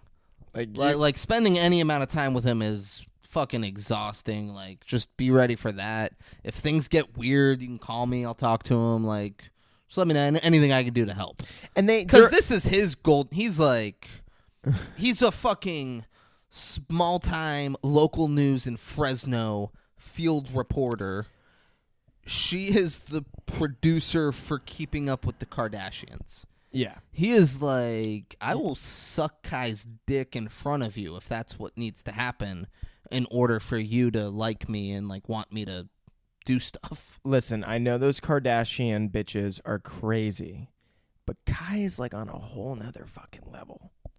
And as they're saying that, they're like showing like small clips of him like in the car, like like hitting the fucking not dash. real clips, just it's an actor doing No, it. yeah, but it's just like trying to paint like a picture of him just like fucking like David kicking on the back of like my mom's fucking seat. I never did that. Oh. Yeah. That's right. Kai arrives in LA and like the dude that works for Jimmy Kimmel, he's waiting in front of the Hotel Roosevelt, and it's on Hollywood Boulevard. He's waiting there. That's where Kai's gonna stay. Really nice restaurant. Really nice hotel. Oh yeah. On Hollywood Boulevard. So producer lady pulls up and she's like, hey, I'm gonna go valet. Will you watch Kai for a minute while I go do that? He's like, yeah. And he's like, but I'm not fucking, he's an adult. I'm not watching him. Fuck. Well, and like people are noticing. People are driving by yelling, smash, smash, smash. All that stuff. And then producer lady walks up and she just stops and she just stares at me. And then they show her and she goes, and like it's like her talking. She's like, I fucking told you to watch him. And I pull up and I walk up and his pants are down and he's pissing on Enrique Iglesias's star. Yeah. And like that guy's got to be pretty oblivious. Sorry. Julio Iglesias. Yes. Julio Iglesias' star on the Walk of Fame. And obviously that dude is pretty fucking oblivious. Like, how do you not see this guy you're supposed to be watching start taking a piss? What do you mean watch him? Yeah. Just like at least look at him a little bit. I mean, he definitely knew he was pissing. And he was like, what am I going to before. do? And he probably felt, he's like, this guy knows he shouldn't be doing this. He's like, what am I going to do? He's an adult. He probably felt uncomfortable being like, hey, don't do that. All right, I'll just let him. Yeah, and then she walked up and he's like, I mean, I gotta act like, I'm like, oh, you gotta stop. Oh, wait. Don't pee on Julio Iglesias' star. I'm sure before that he was like, oh, that's so fucking funny, dude. Yeah, he's like, he's pissing on the star. Then she walked up, he's like, oh, okay. Don't do that. Kai, as soon as they get in the room, Kai's stoked that there's a mini bar and there's like full bottles of Jack Daniels and they're all talking about him drinking. They're like, it wasn't like he poured it in the glass and was like taking shots or anything. Like he was aggressively chugging it out of the bottle. That was nice. I like that. I saw the motion. I was like, I gotta just get weird. Yeah. Gotta get cartoony with it. Yeah. He's just chugging it out of the bottle like a lunatic. I mean, and they're like, yeah, but that's whatever. Like they're not really crazy about that. They're like, we went down. We're going to go get something to eat. We're bringing Kai with us. No, you get fucking room service. He stays in that room. Yeah, didn't he like smash the bottle too or some shit? No, not that they said. Or I thought he was smashing something. Hey, come on. We're gonna get there. Oh, he smash. So there, don't look at my notes. Don't look. Were you trying to look at my notes? No. And then you were gonna be like, oh yeah, it was this. Are you fucking kidding me right now? Right there. Are you fucking kidding me? Call me redhead. I say I got it in there. I'm gonna say it. You're like, well, let's say it first. Let me get it. Come on, David. So they get down in the lobby and it's cobblestone floor and Kai's skateboarding it's a big on point it. to make. Yeah, he's skateboarding on it and it's like skateboarding, making a ton of noise. Yeah. And security like comes down like, you guys get the fuck out of here. You're not staying here. Do you understand this? The Roosevelt? Yeah. Like, you're not staying here. He's skateboarding in our lobby. He's hammered. You gotta go. Yeah. And then Kai ran up ahead of them and pulls a big knife out of his pocket and tries to throw it into the ground and like get it to stick in the ground. But I'm wondering, like, are they on concrete? Like, they don't really. They're on the sidewalk, so it didn't stick in the ground. Obviously. But he ran and thought it was gonna stick and just because that's Kai, baby. Yeah. That's Kai. And here's what's crazy. He's a free spirit, David. Here's what's crazy though. It's 3 people right now. It's producer lady. Yep. It's the guy who went with her. Yep. I don't know what his job is. The guy who's it's oblivious. the guy who works for Jimmy Kimmel. All 3 of them are shocked that Kai is this crazy. No way. They're like baffled. They're like, we couldn't fucking believe he was this crazy. Your introduction to him was him going smash, smash, smash on the news, talking about hatcheting someone in the head. And they can't believe. But listen, no matter what you've done, you should still be loved. Yeah, like this person, all the fucking crazy ups and downs in that interview, they can't believe how crazy he's acting. Yeah. It's baffling to me. Yeah. It's fucking baffling. It's all these people who basically wanted to exploit him, and the documentary makes it out to seem like they just had the best interests in mind for him. Yeah. Like it's fucking hilarious because even the dude in the suit the entire time is like, I mean, I fucking love Kai. him. I love Kai. Yeah. He's a friend. Yeah. He's my friend. No, he's not. No, he's fucking not. At all. How many times have you gone to New Jersey and visited him? You know what? As I'm saying this, I bet you he has. You know what? I bet you he has, but he makes it known that he's going to visit Kai. He's done zero, just like quiet, hey man, I love you. It's good to see you. Put some money on his commissary. None of that. Yeah. None of that's happening. And you know what? To push that point even further, I bet that phone call was fake. That's why they didn't show any phone call. You know, we never hear you're receiving a call. We never hear him say Kai. Yeah. You're receiving a call from whatever correction facility. Yeah. You will not be charged for this call. There you go. Yeah. Kai did not call. This guy is a liar. Fuck, this guy's dude. a piece of shit. I wouldn't be surprised if there's going to be some documentary about him. This motherfucker? Yeah. I hope there is. Yeah. That's what we're pushing for. Jessup. Your time is coming. 5 years from now, you're going to be in prison, and Braden and I are going to be getting interviewed on your fucking documentary. It's going to be great. Bank on it, Jessup. Clip that, motherfucker. The guy who's with producer lady calls the production company. He's like, hey, it's a bad idea to try and do a thing with this kid. And they're like, yeah, it'll be fine. We'll meet with him. We'll take care of him. Come on, do you see the way we work with the Kardashians? So producer lady, you don't think we got a handle on this shit? Producer lady lets Kai stay in her home. Because like, where else? That is the most baffling thing on the fucking planet. Come on. He stays in her home with her. This person... I mean, I understand. So far, he has been energetic and excited about talking about beating someone over the head with a fucking hatchet. And he has been so crazy that he got kicked out of the hotel you were trying to get him to stay in. So instead of being like, hey, let's just go get him in a fucking Marriott. He also throws a knife at the ground. Put him and throws had a knife this whole time. Yeah. Throws it into the ground. Instead of being like, let's just go get him in a fucking Marriott, have that someone else she go sit wouldn't with pay him. for. Her company would pay for her, you know. Even if she's going to pay for it, she's got plenty of money. Yeah. So she's like, no, he's going to come stay in my home with me. If they didn't fuck, that's what she wanted. That's insane. So, I mean, if she wanted it, it would have happened. I don't know, man. He's a free spirit. He does what he wants. He would have fucked her. Right. 100%. All right. 100% he would have. If that happened... I'm okay with it. I mean, I see where she's coming from. If she brought him home and they fucked all weekend and then he went on Jimmy Kimmel, I have no issue with that. If it was like, you know what, this is where he'll be safe, he'll stay here, we know he's here, I can control him, and then we'll get him to Jimmy Kimmel, that's fucking psychotic. Yeah. Psychotic. I hope they fucked. For her sake. You know, I hope they sometimes fucked. you just never know. You know, a drifter, a free spirit, they end up outside your home. You end up letting them in, learn some stuff about them. You just never know. But I mean, don't beat around the bush.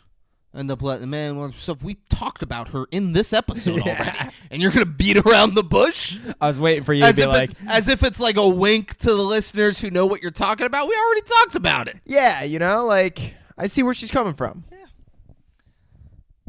But would you have fucked her? No. Prior to the pee drinking and all of that. No. Maybe if she's like a decent looking girl or something. If her personality and everything was different, if she didn't have those type of issues or problems, if she came in to your room and took her shirt off and started getting on top of you, like you're in bed, and she starts climbing in with you, and she grabs your penis with her left hand. No, yeah, because not the right. You say, "Hey, get the fuck out of here." Yeah. I don't think you would. I say, "Hey, listen." I don't think you say whatever this nice thing that you were gonna say. Hey, that's really sweet of you. No, I was gonna be like, "Hey, listen. I don't beat around the fucking bush. I don't want that bush. Get away from mine." You do beat around the bush. Time to time. And I think you would have taken that bush. Why not? Why not? What she's there. What you would have been the best part is if she did that before she drank the pee, but then I was the one that was like, here's some piss, and then she was like, "Oh, I fucking love piss," and then we were like, "Oh my god, we hit it off perfectly." That would have been cool. I don't know. You said you were the one that's like, "Hey, here's some piss." Yeah, that's a kink. You're like, well, imagine, yeah, like and, that, like, and I didn't know that she drank piss. But like in that scenario, you're saying like your kink was, I want to piss. I want you to drink my piss. Yeah, not I'm gonna piss on you. Yeah, I want to piss in a cup and watch you drink it. Yeah, and then she was like, "Oh my god, I love piss." I don't think it would be as fun for you because in that scenario, where you're like, because you want someone to try something new. No. Come on, don't. Oh. I know exactly what I'm gonna say. Oh, okay. Don't try to fucking guess. In that scenario, because you're not pissing on her. You want to piss in a drink and have her drink it. You're trying to humiliate her with that. You want her to feel like a dirty whore. Yeah, drink my fucking piss. Yeah, you're below me. You're fucking nothing. You're fucking nothing. This is what you deserve. Drink it. That's what you. So if she's like, "Oh, I love piss. Let me do it," you'd be like, "Never mind." You'd be like, "Never mind. Give me that piss." Yeah, you would no longer be into it. I'd be so pissed because off. you wouldn't be able to shame her as well. You know what? Just fucking leave. Because she'd start talking about the health benefits of doing it and all that stuff. Yeah, stop you'd be pissed. Yeah. You'd be fucking pissed about it. Fuck you and your nutrients. You would have to step it up, and you'd be like, "There's no way she eats shit." It says there's... You'd be like, "You know what? Fucking lay on the ground, open your mouth. We're doing this." Oh, my God. I am shitting in your mouth right now. Jesus, what a turn this is taking. Yeah.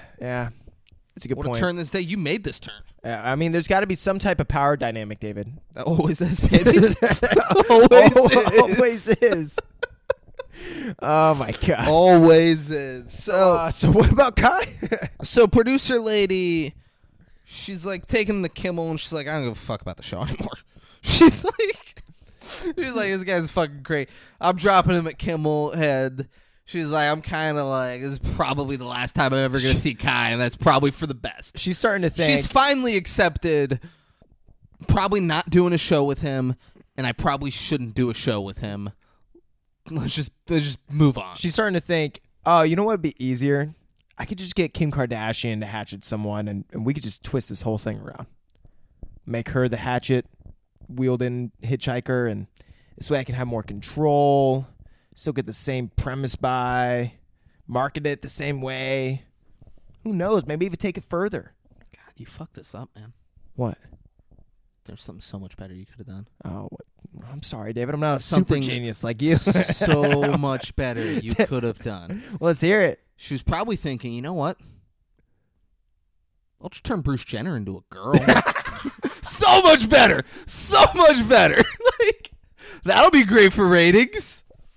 No, I got it. Yeah, not this unrealistic thing. She's like, I'll just make Bruce Jenner be a girl. That'll be perfect. That'll drive up the ratings. I don't need Kai who. I got Caitlyn. I really hope that happened and her job was like on the line and she was like, no, listen, I got something that's gonna bring me back. All right, Caitlyn Jenner. There we go. Oh man. And like it's before the sex change, so it's just some shitty picture of Bruce Jenner in like a dress. I don't think there's a full on sex change, is there? Oh, I don't know. I mean, I think I could be wrong. I don't know. I didn't get super into the whole. Neither did I. Thing, but I think Caitlyn Jenner. It's just changed like I think name and shit. I think there's still cock. and all that shit. You know what? We're about at the point to pause for editing purposes. We're gonna pause. We'll find out. If you guys don't know, you don't need to look it up. We'll find it out for you. So stick around. Stick around. And we're back. Hello. Hey, Derek Cheater. Fuck you. Caitlyn Jenner's, Bruce Jenner's genitals were rearranged So nicely. to make female genitals. Yeah. So what they do... And to make Caitlyn Jenner a physical woman. They take the outie and they make it an innie. That's what they do. Yeah. That's the medical term. Yeah. They're like, you know outies? Yeah. Well, we make them innies. And Bruce is like, oh my God, no way. There's a guy I work with who... I forget what was injured on him. Like a fucking like a sack in his elbow. Like it's not bursa sac. Something. There was something wrong where like an area where there was supposed to be fluid or something, there was nothing. And he tells the story. He's like, and the first thing they said to me to explain it was, yeah, just like this part here. There's no jelly in the donut, if that makes sense to you. He's like, that's what they started with. They didn't try to explain it. They go, you know how like jelly donuts work? This got no jelly. He's like, that's how they fucking started. I said, you could have been a little more intelligent with the way you said that to me, guys. No, well, we're just trying to dumb it down. Yeah. You know? Jelly. Love it. I love it. Jelly and donuts. Chad Daniels, funny comedian, talks about his son. He had an arm that he couldn't bend. And he's like, so they had to break these two bones right here. Nice. Like separate them. Yeah. And he's like, so we got to, like, the two bones that go... Oh, my God. That go vertical, we got to break them like a Kit Kat. He's like, have you ever had someone so educated just talk to you like a piece... Like I wouldn't understand breaking it like that? They pull out a Kit Kat reference for me? Is it like a Kit Kat? Like, you know what a Kit Kat is? Break me off a piece of that Kit Kat bar. Right? That's the slogan, yeah. Yeah. Yeah, it's something like that. But for like your bones. Yeah. Break me off a piece of that Oh, you're going to keep singing it. forearm. That football cream. Yeah. That Chrysler car. Yeah. Yeah. That fancy feast. Ooh. Nailed it. It's cat food. Ah. So as soon as he gets to Jimmy Kimmel, he pisses on the Jimmy Kimmel sign in the parking lot. Because who wouldn't? Fuck. Yeah. Jimmy Kimmel. I don't know anyone who wouldn't do that. First, I went to a show. you pull up. First things first, I got pissed on that sign. Yeah. You pissed on the sign? Actually, the entire time I was talking to my buddy who went with me, and I was like, should I piss on the sign? Oh, someone's got friends And yeah. in L.A. Yeah. And my Going buddy, shows. my buddy who's super cool, like practically like famous, was like, oh my God, you should piss on that sign. But What's his name? Oh, it's Chris Horan. There's no practicalities about it. He's very famous. Yeah. Most famous person I know. David, right? Yeah. Yeah. So he's like, oh, you should totally do it. And the moment I whip my dick out, security. Like, I don't know if it was like a different day and time because we're like in line to go in. Yeah, they were just wait. Yeah. I think he was early. You know what I'm saying? Did he want to go see Jimmy Kimmel? Was he like visiting you and wanted to see it? No. It was kind of just like Did you want to see Jimmy Kimmel? No, it was just like, oh, yeah, kind of. Who's the guest? I don't even remember. Don't even remember. Was it Rosie Streaker? There was someone. Was it Rosie Streaker? Maybe. There was It's one. not. That's my sister Rosie's last name she married into. I don't know if she's ever been on the fucking Jimmy Kimmel show. She has. Oh. Yeah. I thought you. Oh, shit. Yeah. Yeah. He was like racing someone. There's a midget involved. It was. Yeah. I don't remember. I swear. It's crazy. They're little people. Oh, fuck. Jesus Christ. My bad. You're just sitting here saying the M word. like that's okay. My bad. Shout out to Matthew McConaughey. Do you remember we were at St. Clair Mardi Gras? And it snowed. And there was a little person family there. Oh, David. I mean, and I had your memory is so impeccable. we were in like 7th grade or something, I had like $40, which is a Nice. lot of money to a 7th dude. grader. And I was trying to give it to you for you to run over and pick up either the mom or dad. You got to choose which one you did it to. But, like, pick them up and be like, oh, you are the cutest! Oh, my God. Oh, and pick them up, and you wouldn't do it. Oh, man. You wouldn't do it because you're a fucking pussy, Brady. Oh, that would have made Right? such a good Always story. have been, always will be. Fuck. Just running over and be like, look at you! And then the whole family starts beating me up, and I get beat up by a family of midgets. Fuck. I'm sorry. I want your apologies fall on deaf ears. 'Cause, yeah. Everybody watching, I'd like to apologize on behalf of the 5-6 Kings family. Braden is filled with hate. So much. We've all known that. Don't talk. All right, awesome. don't talk over him. All right, you've done enough. Braden is filled with hate, whether it's the differently abled, whether it's minorities, whether it's different religions, women.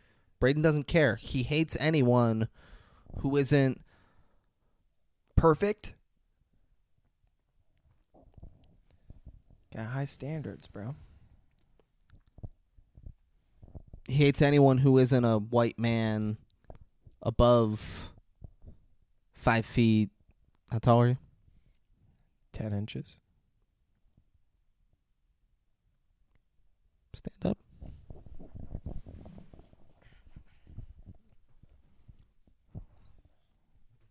All right. All right. I believe he's 5'10". Hates anyone who isn't a white male, at least 5 feet 10 inches tall. Yeah, perfect. No. So black people are flawed, is what you're saying? I'm just. It sounds like you're saying black people are flawed. I mean, there can only be. No, I'm kidding. Everyone's. No, what were you gonna say? Speak your mind, man. It's been a year and a half of you really beating around the bush and not really cutting loose and being the real Braden Bullard that I know. Yeah, The Braden Bullard that I've known my whole life.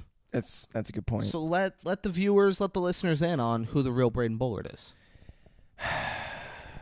I mean, there's like this one just perfect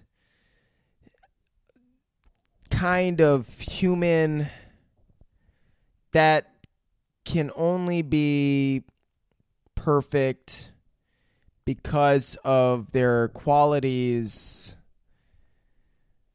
that deal with personality. Right? How do I protect myself here, David? I mean, you had two options there. Go high or go low? Yeah, you either like completely shut it down Yeah, and force me to just move on with the I episode, was or you double down, you go hard in it. Either one of those scenarios are funny. Instead, you spent like a minute and a half just slowly talking and not saying anything. I was waiting for you to pull me out the dirt. You went the wrong route with it. Yeah. You went the wrong route, and I'm just disappointed. I'm disappointed too. Because, man, this is chess, it ain't checkers. I expect more out of you. It's a good point, David. I'm sorry.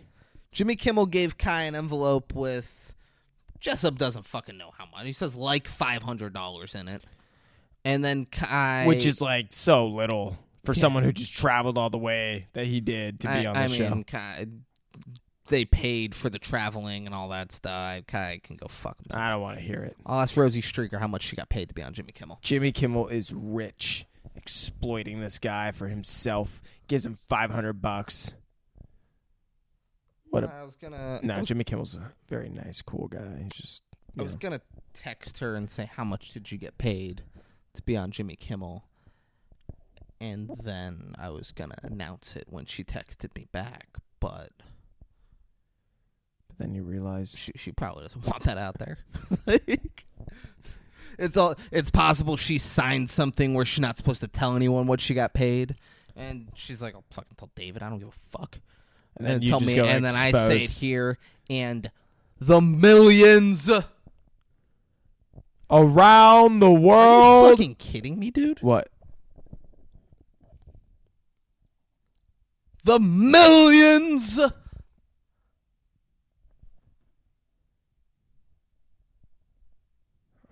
and millions. Yeah. You fucking loser, man. Yeah, that's... Around the world. And on the third day, it was told I don't know where you're going, bro. that a child would be born. No, if I say the millions, there's only one response to that ever. And the millions. Just and millions. Oh. Go again. No, we're moving on. Okay. And Kai gives it to the security guard and is like, hey, I'm sorry, I pissed on the sign. Just such a sweet guy. And they're like, oh my God, we should have put that on the show. Fresno police show up, take Kai. 90 minutes before the show. And everyone's like, what the fuck's going on? This is just Fresno police trying to show off. The fucking policy enforcers. Yeah. The Fresno policy enforcers show up and they just take Kai. Like they're better than other cops. And it's the pre-trial hearings are coming up. Kai is the witness to the guy hitting the guy with the car, and they have not been able to find him. Yeah. And then Jimmy Kimmel tweeted, Kai, the hatchet wielding hitchhiker, is going to be on my show. And they're like, all right, we'll go now we know where to find him. We'll go get Kai. Which this is so much just like the Joker movie. Have you seen the Joker movie, right? Yeah. Yeah. You get what you fucking deserve. Dude, the fact that here's this guy that cops are looking for, and the way that they find him is through Jimmy Kimmel. Like that is comical when it comes to reality, because if you're doing police work and the way that you find someone you're looking for is through one of the biggest like television night shows, I mean, there's got to be some type of parody to that. Like if I'm an alien and I'm like clicking through human TV to just like learn about humans, and I come across this story. So, it's over in the right corner. They're all stacked together. There's a bunch of them. I'd be like, man, yeah, they're not ready. That'd be my conclusion if I was an alien and I was clicking through the channels and I came across this documentary, and to this point, to where we find out the Fresno police find the hatchet wielding hitchhiker through Jimmy Kimmel, I'd be like, yeah, they're not ready yet. We can't let them know because they're not ready. So we shit. then see Wow, you look good. we then see Detective Jeff Stricker That's nice. of the Fresno policy enforcers, and it's literally like he's on the screen like doing like a This guy's got such a small one-on-one dick. interview, and he comes on and he goes, I'm Jeff Stricker I meant the biggest dick. with the come on dude, come on. He goes, I'm Jeff Stricker with the Fresno California Police Department. He's wearing sunglasses at the start of it so he can take them off as he says his name and that he's a homicide detective with the Fresno California Police Department. Exactly my But point. fucking psycho. Why did you be talking over me doing it and explaining? Because not everyone's listening. No. Not everyone's watching. So they Okay. don't know what I just did. Yeah. You're just talking over it. It's fucking insane. I wonder, was he like, oh, I'll wear like my sunglasses and take them off at the beginning, or were they like, hey, you should wear sunglasses and take them off when you say your name? I think he was like, I know how I want to present myself. This is my chance. So guys, get ready. When you hit record, I'm going to keep the sunglasses on. Yeah, that's it. And then when you say action, I'm going to give my name and I'm going to take them off. All right. So just make sure you got a good focus on my face. It's going to make sure that focus is to my eyes, because when I take the sunglasses off, I want to make sure that my eyes are in focus. And they were like, Jeff, we're not sure if you want. He's like, I know myself better than anyone does. Yeah. This is me. Yeah. This is Jeff right here. This is how you know you're fucking with the Fresno Police Department. I had a guy I was going to interview for a job last week. Ooh. Who, like, we set it up. He was coming in. I texted him, like, 2 hours before to confirm that he'd be coming in. He said, yep, I'll be there. And then he no-showed. Oof. And then he called me to let me know he chose not to come because he's just so busy right now that, like, mentally, he wouldn't have given me the real, like, you wouldn't have gotten the real me in that interview. So I just chose not to come. And I said, you didn't think to text me that you weren't coming or call me? Like, I cleared my schedule. And he's like, I thought about it, but I just didn't know if I could face you by telling you that I wasn't going to come anymore. He's like, but I don't want to be, I don't want you to write me off. I still want to be considered for the job. And I said, well, that's just not going to happen, man. It's like, this has already started so fucking weird with you. There's no scenario where you get this job still. I feel so bad for this guy, man. No, fuck him. Fuck him. Wasted my dog's time. I texted him 2 hours before. And I was like, you coming? He's like, absolutely. This guy probably had, like, immense anxiety. I texted him when he was 10 minutes late. I texted him. I was like, are you coming? Just didn't answer. Yeah, nothing. And then, like, 20 minutes after that, he calls me. And he's like, yeah, so here's what happened. I chose not to come. He didn't sound like he was having an anxiety I want to attack. make that clear. I chose not to come. No, because he's, like, working another job. He's going to be leaving that job. And he's like, I'm just busy with what I'm doing at this other job. So and you're and I'm stressed out with that. You wouldn't have gotten the real me. Yeah. I was like, well, this is crazy. All right. Just let me know. You told me this day worked for you, and you confirmed it. Yeah. He's like, I want you to write. Looks like that's not who I am. I was like, who you've been. But David, that's not who he is. I don't know. Maybe with another job, you can be who you want to portray yourself as. But this is who you are. Yeah. This is 100% who you are. Man. Confirm the appointment, no show. Gotta live and learn, man. So they bring Kai in. They bring him back an hour later. He's there and does the show. Kai's on the show. He's weird and awesome. Jimmy Kimmel does very well with Kai, but everyone talks about how great Jimmy Kimmel does with Kai in this thing. They're like, he's so fucking good with how he handles it. So fuck Jimmy Kimmel. You suck. You're a piece of shit. You exploited Thank you. a poor person with mental health issues. I gave him $500. You should be in prison. And a Minnie Mouse with a wetsuit. Yeah. They gave him the surfboard, a wetsuit that he asked for. And immediately is like, I know you're probably going to give it away, which is your business. You can do what you want. But here's a surfboard. Puts a weird amount of pressure on Kai where he's like, well, fuck, do I have to give it away now? Yeah. Jimmy Kimmel just I know told I give everyone away a I'm lot going of to give it shit. away. I want to keep the fucking surfboard. Yeah. It's a cool surfboard. It's Minnie Mouse. Thank you. That's what I asked for. I love surfing. I I use it metaphorically for the way I deal with shit in life. They then also tried to do like movie reviews with Kai, and it did not go well because he can't listen to a fucking word. No. Is it because I was going to set you up to say what actually happened? Oh, I don't know. What's the world where it's not like a crazy one-liner that I want you to say, where I go, because, and then you're like, yeah, like he has like issues, ADHD, like he couldn't stay focused on one thing, but like that's what I wanted to do? No. What do? We do movie reviews. Yeah. It didn't work out because he's no fucking 5'6" king, baby. Oh, that's right. We're the only two motherfuckers on this planet. Tell him. Let's go forward. Yeah. Let's go forward. We're the only two motherfuckers on this planet who can do what we do. They thought Kai could do what we do? No fucking way. Yeah. No fucking way could Kai do what we do. Look at his fucking face. Look at anybody else on the planet. No one does what the 5'6" kings do. Yeah. You want to hear about Summer Catch? Done. You want to hear about The Departed? Done. Fear with Marky Mark? Done. Home Alone? Done. Home Alone 2? Done. The Santa Claus? You know it. Guy? Done. The homeless fucking hitchhiking, Polar Express? hatchet wielding hitchhiker? All aboard. Alpha Dog? Hot. Alpha Dog? Oh, bro. Fucking 2 times. Come on, dude.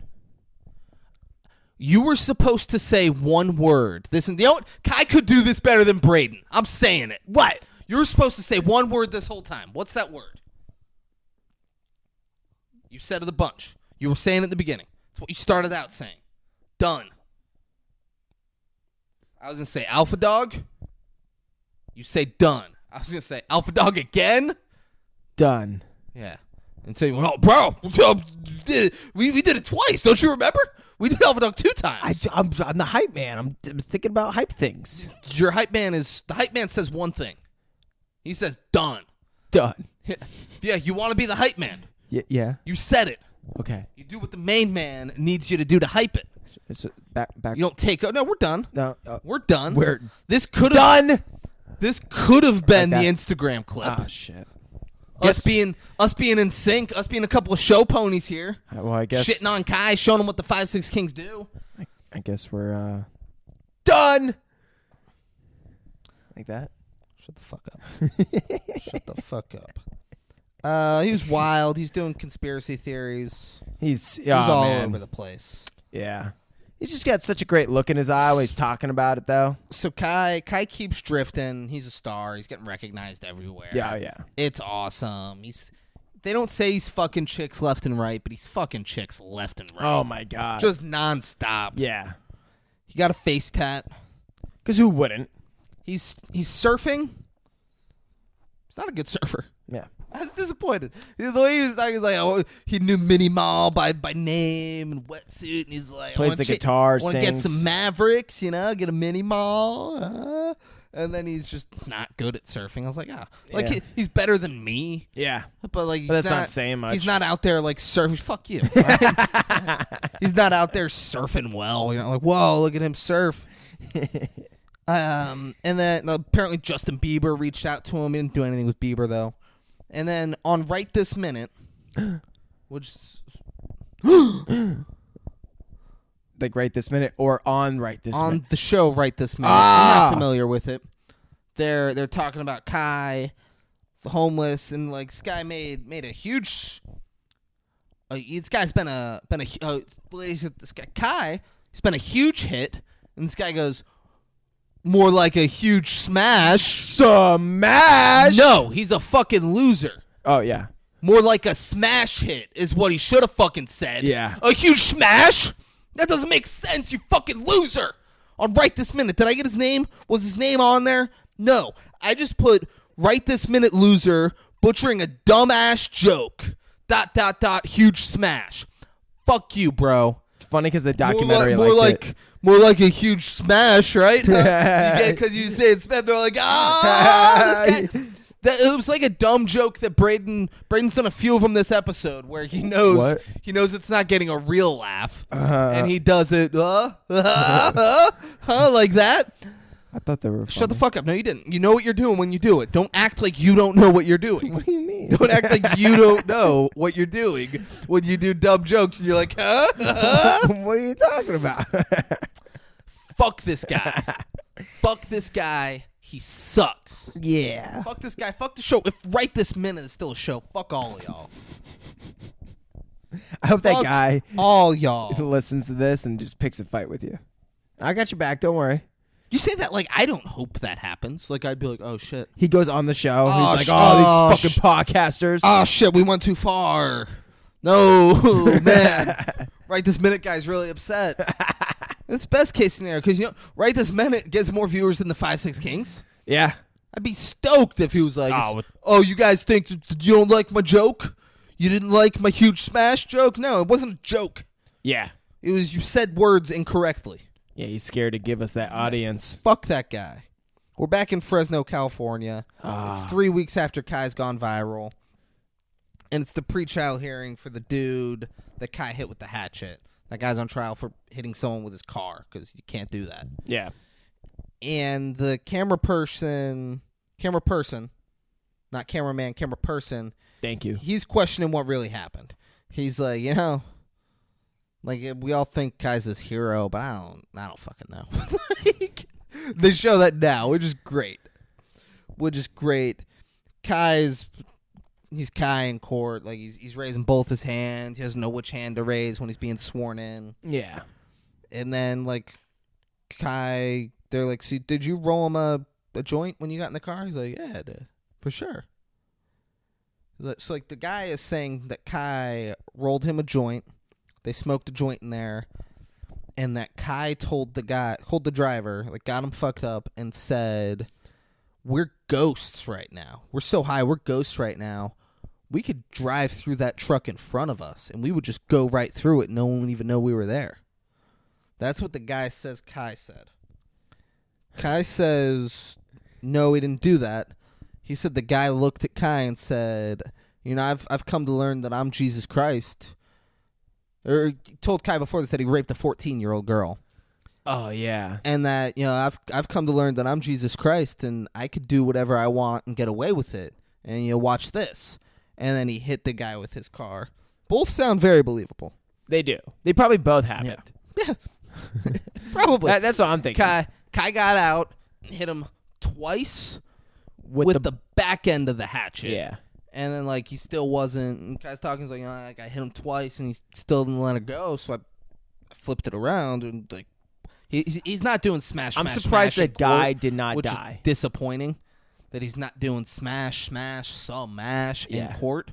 But he's like, I hit him twice, real good. He probably thought, maybe. So I flipped it and hit him. Maybe if I say it the same way, maybe it'll be a little extreme to the judge. Maybe I'll tone it down just a little bit. And Jessup is talking about how Kai also told him about, and then we see the video. Kai's telling him how he beat the shit out of this guy who was beating up his wife, and he's Kai's I do this shit all the time. He's look, I got scars on my fucking hand. He's from his bragging teeth about and shit. it, and that's Jessup. This is the only time Jessup's and he's not I did it to protect her. I'm the hero. He's bragging that he. But I just wanted the best for him. He's yeah, fuck this guy up. This is the only time Jessup's yeah, Kai's got a mean streak in him. Yeah. Jessup's then talking to Kai, and he's what's gonna happen? It's recorded. I don't know when he said this to him, but he's when the fame's up, everything's got a shelf life, and Kai says, I don't fit on a shelf or inside of time limits.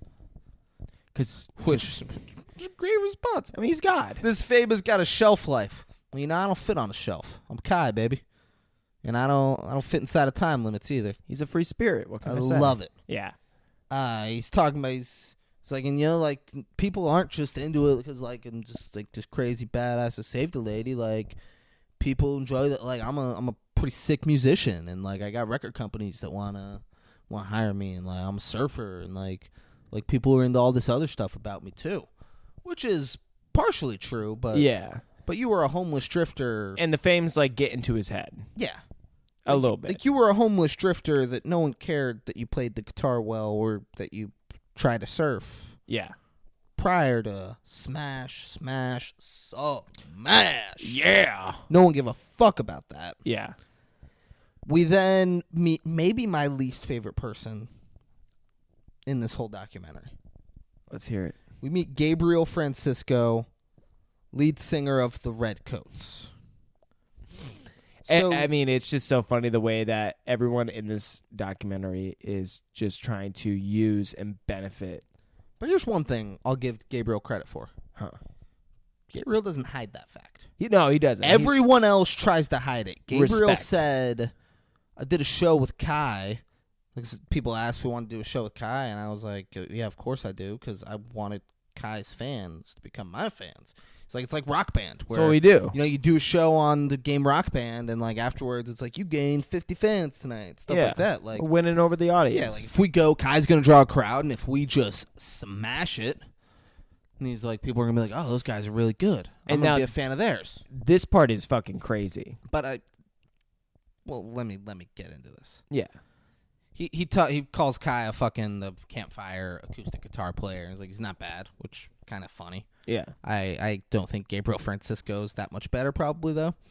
Owner of the venue in Fresno said Kai was an asshole. He just showed up, was being mean to my staff immediately, telling them, hey, give me drinks. And, we don't really give free drinks to people here. Yeah. And so he's got other people to buy him drinks. Which I'm sure there was a bunch of people willing. Yeah. Gabriel Francisco then says... You beat a dude with a hatchet. Here's a drink. I mean, I'd give him a drink. Yeah. Absolutely. Yeah. Gabriel Francisco then says that Kai was talking about that day and all that. And he's like, yeah, and I got in there and I gave him a joint and he was hitting me with me. But what he didn't know is that it was laced. Ah! And, like, he couldn't handle his shit, and he fucking crashed into the guy because he couldn't handle his shit. So, like, it was laced, and he didn't fucking know about it. So Kai admitted to Gabriel Francisco about drugging the guy without him knowing right before he hit those people, and then Kai became the hero. And he also admitted to this guy. He's like, he's talking about being like a hippie and all this stuff. You gotta be peaceful. Unless some old man fucks you in the ass, then you gotta drop him. Which is weirdly specific. Here's the thing. That didn't fucking happen. What? Kai said neither of those two things to Gabriel Francisco. You think? Oh yeah, Gabriel's just. Gabriel Francisco, right off the rip, admitted I was doing a show with Kai because he was introduced in this fucking documentary as Gabriel Francisco, lead singer of the Redcoats. I had never fucking heard of the Redcoats before today. I haven't. Now I know about them. Now millions of people know about him. Gabriel Francisco did not have those conversations. Gabriel Francisco is like, it would be crazy. Like, I need a reason to be on here other than I just met Kai one night. There's a million people who met Kai. He's smart. Like, what if I say that Kai admitted to drugging the guy and, like, talked about, like, if an old man tries to fuck you in the ass, you need to kill him. Well, you would think there'd be someone else other than just him if all these people heard him say that. Maybe even just someone else from his band. That would be, like, on the documentary. Like, yeah, he said that. Not necessarily on the documentary, but the lead singer's like, hey, that's a good point, David. Hey, I'm making up this shit about what happened remember when we did that show with Kai, the Hatchet guy? He's like, oh yeah, it's like they're doing a documentary about him. I'm gonna make up some shit about him, so we go on there. They'll say the Redcoats, all that. They're stuff. gonna be top 10 in the U.S., bro. Just back it and say that you were there when this happened. Yeah, and think about the Gabriel publicity. Francisco. I hated the guy from right this minute. Why is he sitting in a Tonka truck? Because, like, I'm cool. Like, look at me. Like I'm just a band guy. And he's sitting there, huh? Like how I called it a Tonka truck. I don't know what that means. Like a Tonka truck. I don't know. It's just like some toy he grew up with. And they're called Tonka trucks. Okay. So say that. Say it's a toy truck that we grew up with. Yeah. What do you? I didn't know what it was. So just explain. You brought it up. What are you doing? I'm just laughing like, I don't know. It's just like a fucking, it's a toy. Just move on. Keep going. I don't care. Stop it. And then, like, it shows him. He's, like, sitting in, and it's like a van. And he's sitting in, and he's, like, playing guitar, like, by himself at the van. They show that, and they don't really play a lot of it. Yeah. Gabriel Francisco, biggest piece of shit in this documentary. And there's maybe a rapist. Hate him. Guy who thinks he's Jesus and he needs to kill all the black people. And Kai, who's no saint. Gabriel Francisco, maybe the only person who's a bigger piece of shit than Derek Jeter. Gabriel Francisco of the Redcoats. Wow. Piece of shit. Worst person on this documentary. That's a statement. Kai, after the show, he took a picture with Gabriel Francisco. Gabriel, I didn't want to take a picture. And Gabriel is... But the drummer's mom is a photographer. And in the picture, he's like... He is so expressive with his posture. Like, yeah, he's the fucking worst. He loved taking that photo. This guy sucks. Yeah. And he's like, think about it. Like, I know the toxicology report came back and there's nothing other than weed, but think about it. Kai could have laced it with something that wouldn't have shown up on a toxicology this guy is report. yeah. Like, this guy sucks. He's reaching. the fucking worst. I'll say anything to get on this fucking documentary. Yeah, fuck Gabriel Francisco so much. Wow. He Yeah. for sure made this fucking whole thing up. Yeah. He came on, he's like, Kai admitted to me that he drugged the guy, and he talked about how you gotta kill old men who fuck you in the ass. He's dressing He knew all of the stuff. He's dressed all nice. He knew everything about him. This is years later. He knew it all. Yeah. He knew the best things that he could say. Yeah. That they'd be like, oh, no fucking way. That's crazy. He said that to you, and he's like, oh, yeah. Oh, yeah. And more. Get me on the show. I'll tell you all about it. I'm sure he was on set. Like, how do I look? Fuck you, Gabriel Francisco. Yeah. Fuck you. Tell him. Wow. Jessup talks. So he got Kai pissed at the bar and got kicked out, and the guy's like, he just burned every bridge in Fresno when he did that. The bar owner was fucking wild. The bar owner was the only fucking reasonable human being. And No, he's not reasonable. He said that when he kicked Kai out of his bar, that Kai burned every bridge he had in Fresno. That's an insane statement. That's like if you get kicked out of fucking Patty Max. Patty Max is like, you try going to the brass ring, you see what happens. You like that's insane. Like he's this mob boss who rules. He's the king of Fresno. He's the king of Fresno. No one in Fresno will touch him anymore because this fucking bar is like, nope, you get out. No, that's a this good guy's point. a fucking psycho. Well, I just meant in the Like, what Fresno. I just meant Fresno's when- a big city, but it's a small town at the same time, and he burned every bridge when he did that. This guy's out of his fucking head. I just meant with dealing with Kai. Yo, Because I'm everyone sure it else sucked. would have kept up with it. Would just been like, I'm sure it sucked. He's all like, right, you gotta pissed? leave. You're pissed. Fucking leave. I'll clean it You're up being for you." mean to my staff. You're pissing on places. I'm sorry I booked you. Yeah, Here's your money. Get out of here. yeah. But And Kai then- does not give a fuck, dude. Jessup talks about how he's like Jimmy Kimmel was the peak. And then You it know, just started news, going all down. this thing, and this is like it's as All good as it gets. downhill. Everybody loved him, and then it started going downhill. Sinking. Sinking, baby. Fuck. And guys, Get it out.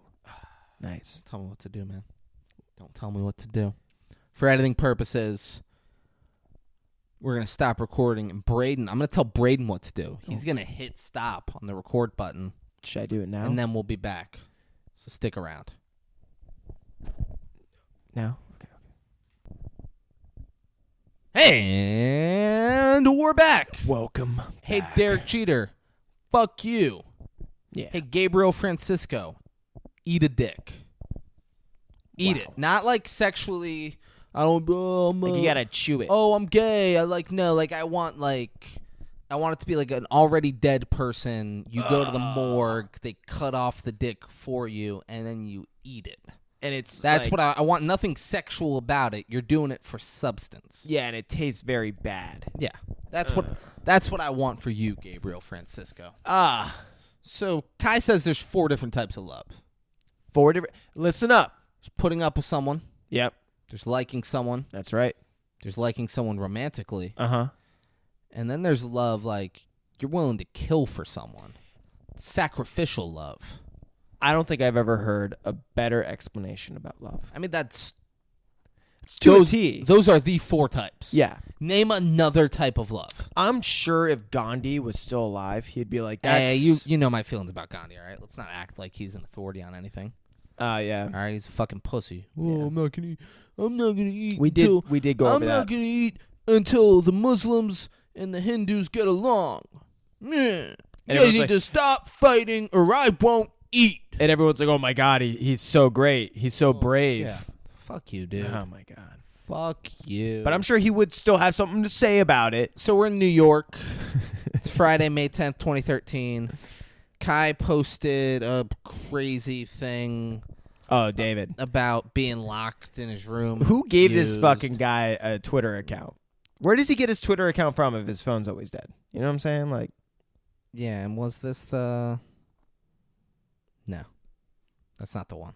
That's not the one. I didn't do it, but it was crazy about being locked in his room.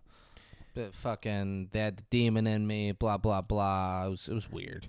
Kai told Jessup and camera person stories about being raped out in a field and having a crow flew over, and he knew the crow the was crows talked to me and said, fight the guy and win and run away. said, finish him! And So he broke the dick off in his ass, flipped him over, beat the shit out of him, and then he ran off with the dick in his ass. And then when they did the show in Fresno, Kai told Gabriel Francisco, he's like, look, I'm not even a real musician, and I'm a bigger fucking star than you. He pulled the dick out of his ass and Yeah. said, if you want to go on stage tonight, you're eating this. Ah, And then Gabriel Francisco ate the dick like a good boy. yeah, and you finished every bite. But he told them that story. He then tells them about being locked in his room with a key from the out, like it's locked from the outside, and he's stuck in his room. And Oh, boo-hoo. Yeah, he'd call it locked in a cage, like he was locked in there so they could eat and fuck and watch TV without the fucking kid bothering them, and he would yell "fuck you" from in there, and they'd fucking come like rub pepper and soap in his mouth. Man, my parents had the same way. You know how many times I heard growing up, "Oh, I'll put soap in your fucking mouth," like I used to get. Come on, you've heard it. Everyone's parents have had soap and pepper in their mouth. Never. No. My mom Ooh. threatened to do Just that to me once. Wash my mouth. I was cussing at an age way too young, and some fucking cunt told my mom, like in front of me. This has happened to me too before. In front of me, this cunt told my mom, and if you do that, I'm calling DCF. That didn't happen to me, but So it I was didn't similar. know what DCF meant, but fuck that lady. Yeah.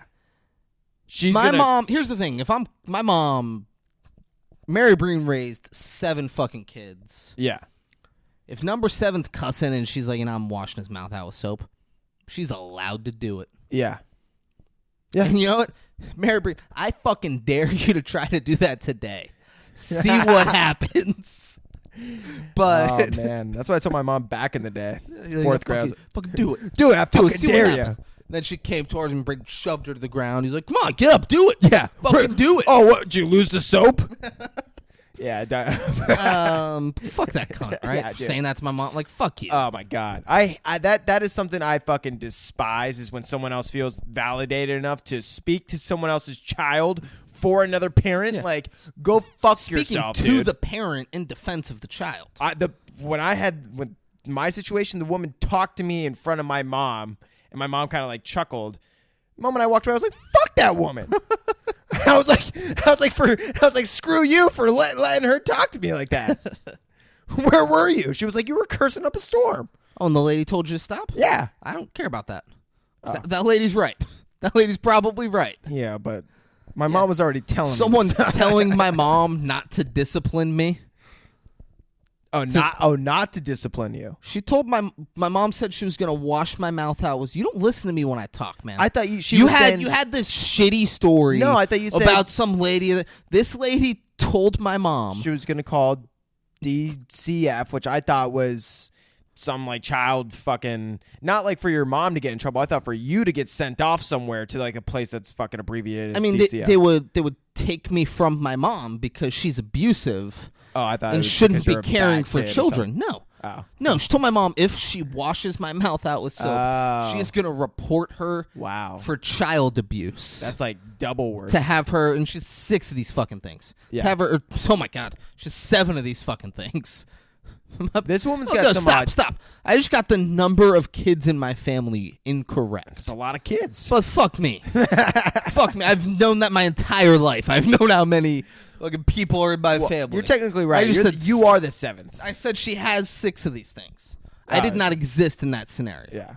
Rosie was almost certainly an adult at this point, but still. Yeah, fuck that woman though. Fuck that woman. Yeah.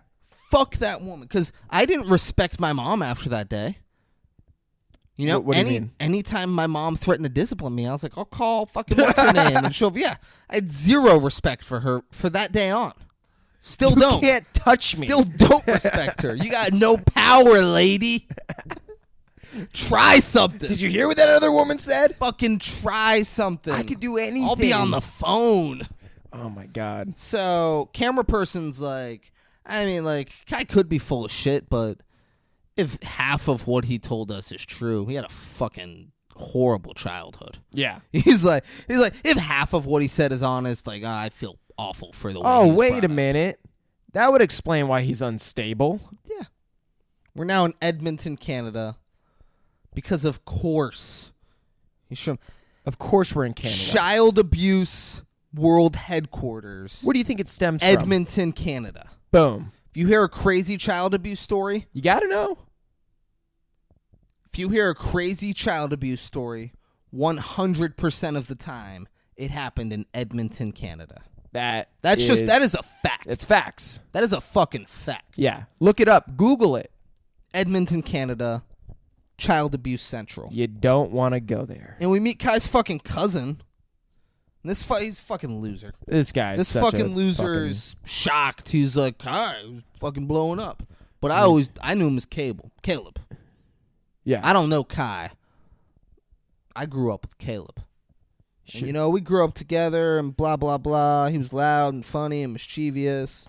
And he confirms that Kai was locked in a bedroom, and he says that they put blankets over the window to black it out to make it feel like it was nighttime. But then also, like, makes it seem like it wasn't that bad. Well, yeah, I mean, Caleb was, like a bad kid. Like, it was, like, sticking up for the fucking... No, not really. You don't think so? He says Caleb was funny, and he was definitely mischievous.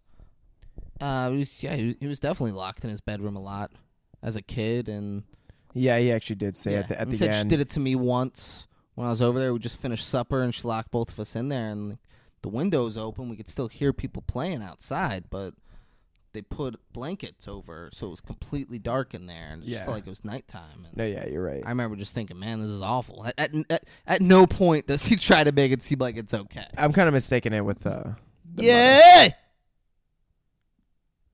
Come on. All right. Come on. No one heard it. I tried to, because I yelled into my microphone. I screamed. Canceled out. They heard me yell, and they're like, the fuck is happening on this show?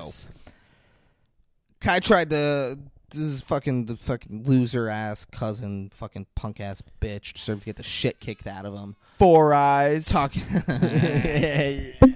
like that. Talking about Kai trying to start a fire. When he's 13, he started a fire in the house, and who wouldn't if they're locked in their fucking room for years? Yeah, his mom had him sent to a foster home, and then he shows Kai in the foster home making a really creepy video. Yeah, you may notice that my eyes are black, and maybe the whole picture seems dark to you. That's okay.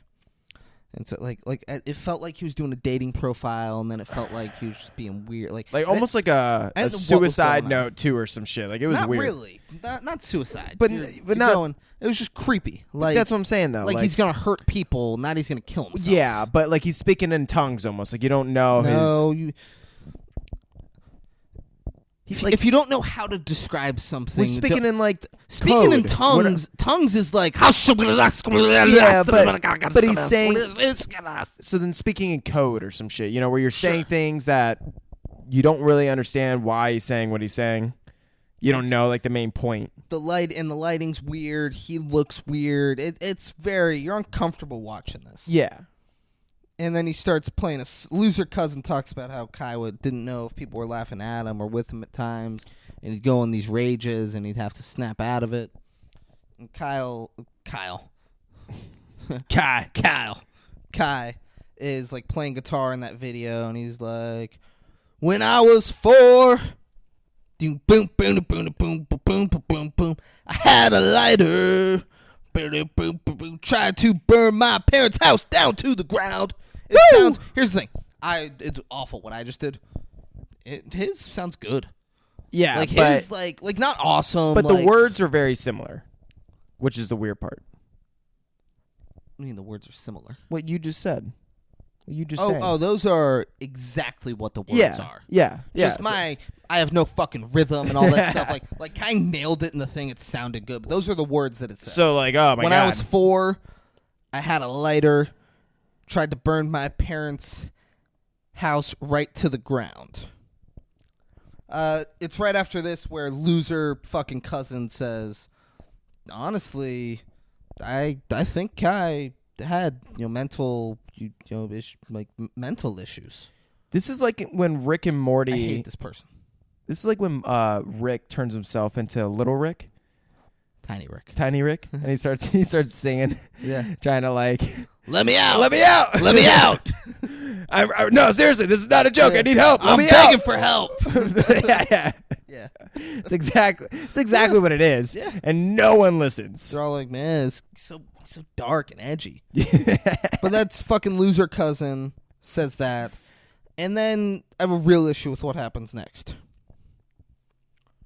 We meet his mom. Why the fuck didn't we meet her first? You introduce us to his family. You let us know family's going to be in it. You go mom first. And here's loser cousin didn't need to be in this fucking thing. Yeah. He didn't. Mom should have been the focal point to this entire documentary. It should have been, holy shit, we found his mom. Holy We're shit. talking about all the abuse he had. Boom, go to mom. Yeah.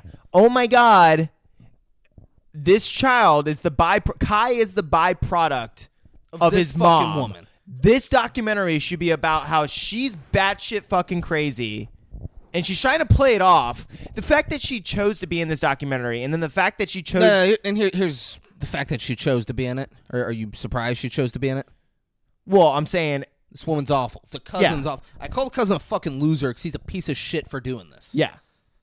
No, I agree. Yeah. If I ever did a Hatchet and was smash, and I'm doing like appeals and shit, I'm trying to get out of prison, you don't go on. What I'm more talk surprised about is that she's not throughout the entire thing, because they landed on a gold mine, which is her being fucking crazy. Do not have her in the entire thing.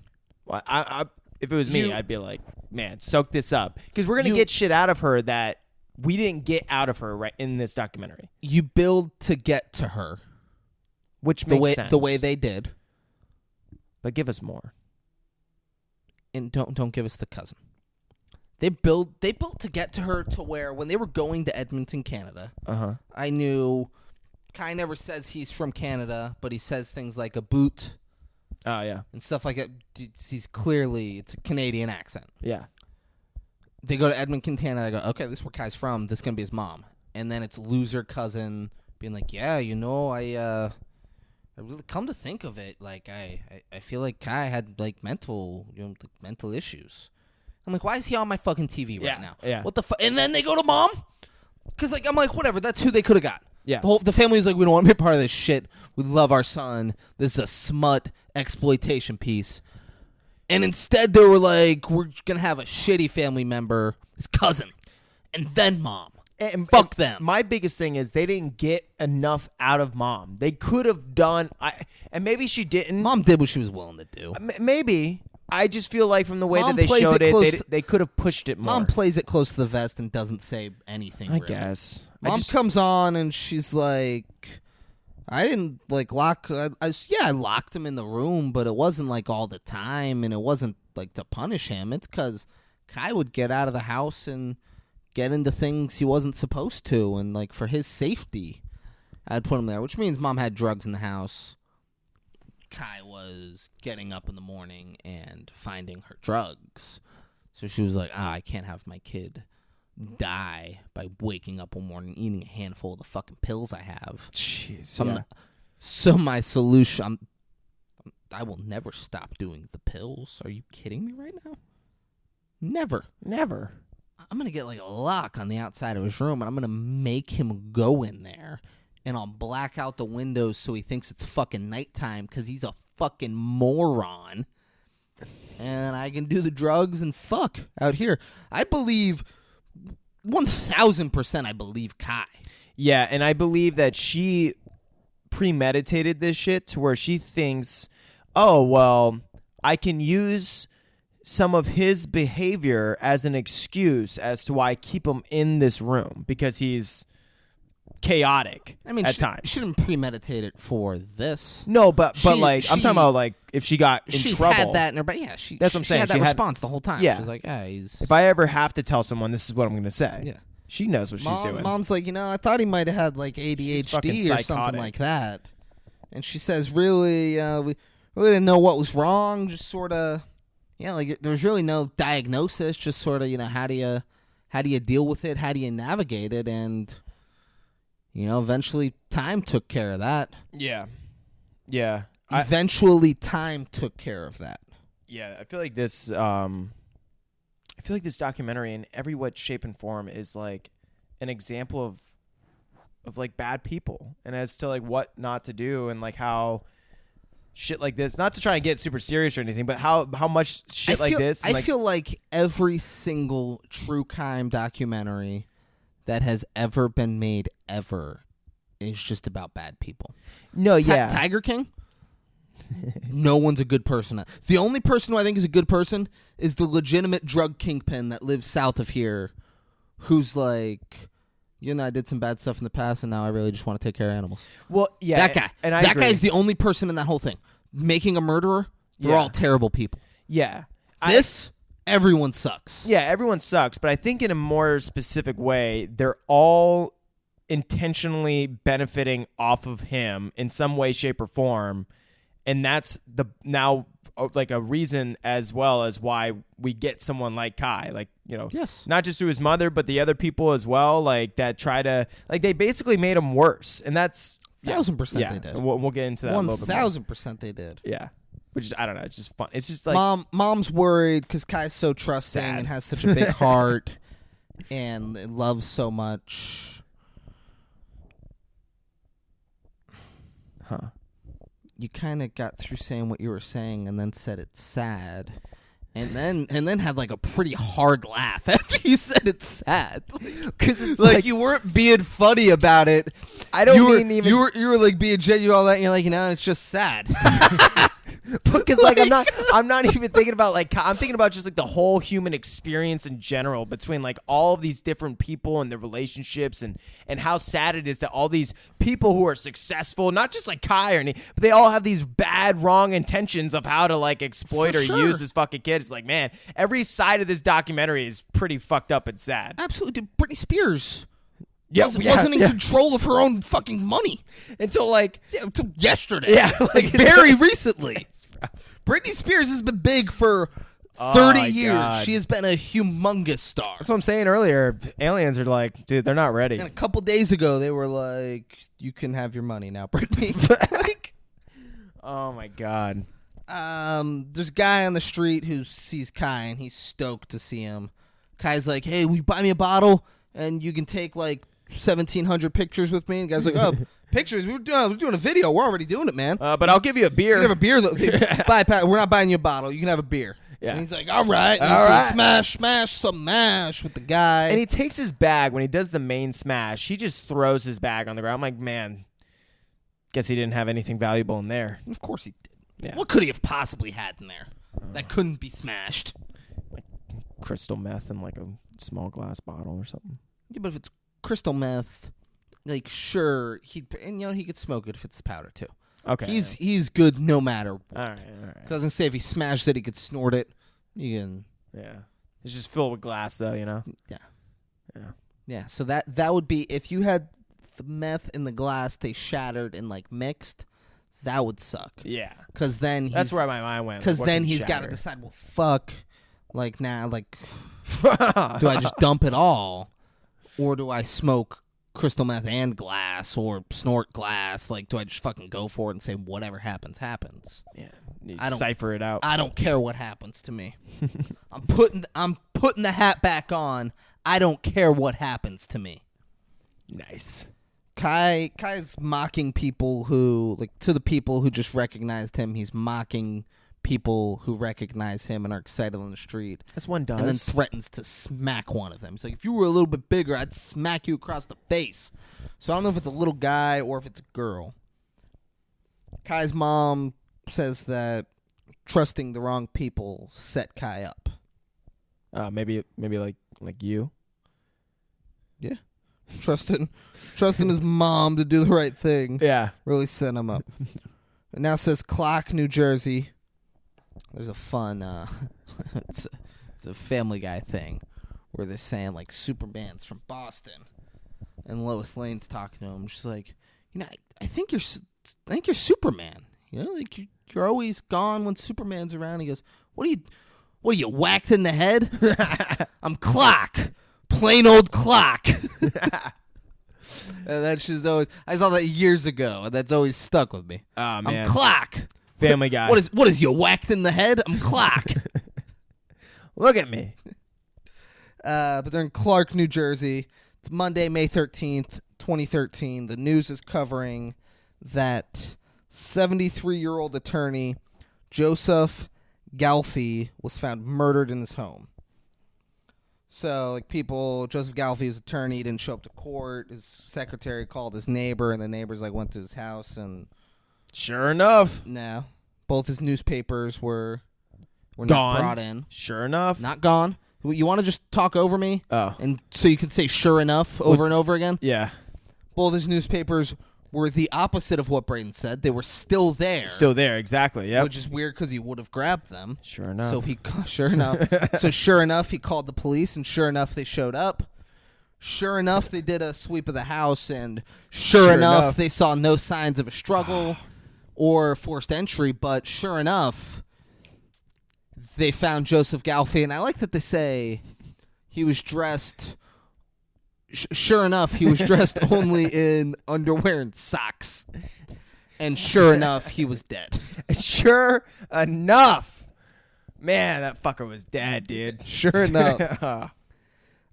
Neighbor, damn it, I wrote down. Every time I say police, I'm really upset with myself. Because I did not write police once in here. I wrote policy enforcers. It's like the opposite. With the intention of calling them policy enforcers this entire episode. And I have fucked up. Every time I've said police, I've meant to say policy enforcers. It's like the opposite when I would say father instead of Reverend Cornwallis. You're like, with the father. I was like, well, she's got a dad also. You're like, well, no, but there's fuck. His dad was there with father, and all of a sudden I was like, come on. So they found a phone number with the name Lawrence Kai, and they Google it, and they find Kai. I mean, some of videos. the best police work we've seen in a while, especially through a documentary. There we go. They nailed it. Yeah, they nailed it. What about Making a Murder? Did you watch Making a Murder? I don't think so. So they convinced this dumb kid who just wanted to watch WrestleMania. They convince him that he murdered a woman with his uncle when there's no fucking way he murdered a kid with his uncle. So they made him believe. They're sitting there like, Brendan. They pulled him out of school, and he's like, I just want to watch WrestleMania because I was going to get it, and it's on at 7. And they're like talking, and I'm like, Brendan, you know what happened. You know what your uncle did. And he's like, I don't know. Like, come on. Does he know yet what happened at all? He knows. He's a very dumb kid. He's the dumbest kid I've ever seen on anything ever. He's so much dumber than Kai. Wow. And it's pretty dumb. They're like, all right, I'm just gonna come out and say it. Like the cops saying this while they're interviewing the kid. At no point are they like, you want a lawyer or anything? Like, at no point. They're like, we're gonna come out and say it. Your uncle killed her, right? And he's like, uh-huh. So he knows his mom is dead or something. Is it his mom? It's just some lady. Oh, some okay, lady. okay. No, he knows a lady was found dead. Oh, okay. And the other questions, he's like, your uncle killed her, right? And he's like, uh-huh. This is 6 hours into it. Like, they've broken him down. And at this point, they're just telling him what happened. And they're like, all right, how'd he do it? And he's like, he might have broken her neck. I'm like, how do you know that? He's like, I guessed it. I'm like, no, you didn't guess it. You were there, weren't you? It's like, Brendan, we know you were there. Tell us you were there. He's like, yeah, I guess I was there. I'm like, yeah. And you helped him, didn't you? And he's like, uh-huh. No way. Yeah, it's the craziest thing I've ever seen. And you don't think this kid actually helped or did anything? I don't think he knew what was going on. This gets done, and he tells them all out, and like, all right, you did a really good job today, Brendan. He's like, okay, so WrestleMania is on in an hour. Am I gonna can I get home and watch it? And they're like, no, Brendan, you know you're going to jail now from killing. And he's like, huh? Wait, so no WrestleMania? He had no idea what was happening. Oh my god, dude! Brendan Dassey. I think he got out though. I hope he got to see the WrestleMania. Fucking X-Pac tweeted when Brendan Dassey was getting released. He's like, Brendan, I have WrestleMania tickets for you. Let's go. 100%. You're coming to WrestleMania with me. That's a win in my book. Yeah, I mean, the kid went to prison for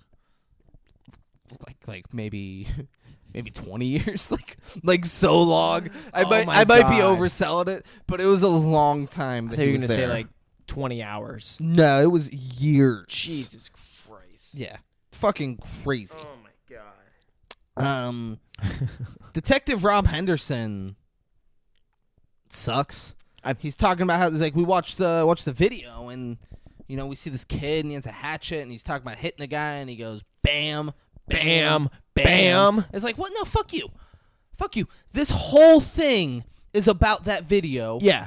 And you're gonna get the. You couldn't be prepared. And fuck the person producing this. Yeah. They could have been like, no, it's That's smash, smash, smash. Let's take it from the top. Yeah. Smash, smash, smash. Not bam, bam, bam. Because the guy was They just emphasizing roll with it like he was so confident. Bam, bam, bam. Fuck Rob Henderson of the. Oh, I'm a detective. Of the Clock County Detective Agency. Can't even Fuck get you, the Rob. words right. They also found a train ticket for the 9:30 a.m. train at the fucking Clark, New Jersey train station, whatever the fuck it's called. Yeah. They found a thing, and they go to look at the. The big question is, why is a lawyer riding the train? Sure, he's got a Bugatti. I don't think he's got a Bugatti. Yeah, maybe But not. it's also way more common up in the Northeast. I guess, yeah. Where like people take, because he lives in New Jersey, but he probably takes the train into New York. Yeah. And that's quicker and cheaper than driving your car. It is funny though that train ticket is the one thing that really stands out to him through like all the paperwork and shit. I mean, I guess because of the date, but I don't know. I'm sure they looked at all of that stuff. Yeah. And the train ticket is the only thing that fucking mattered.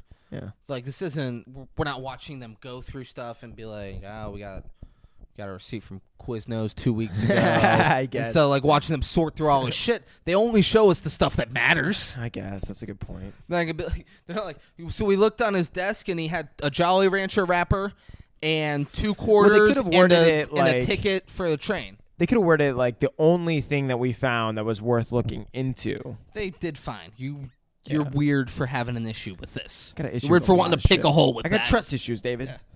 And they go and they check the cameras and they see Joe Galfie at the train station buying tickets, giving one to a person off camera, and then hugging the person.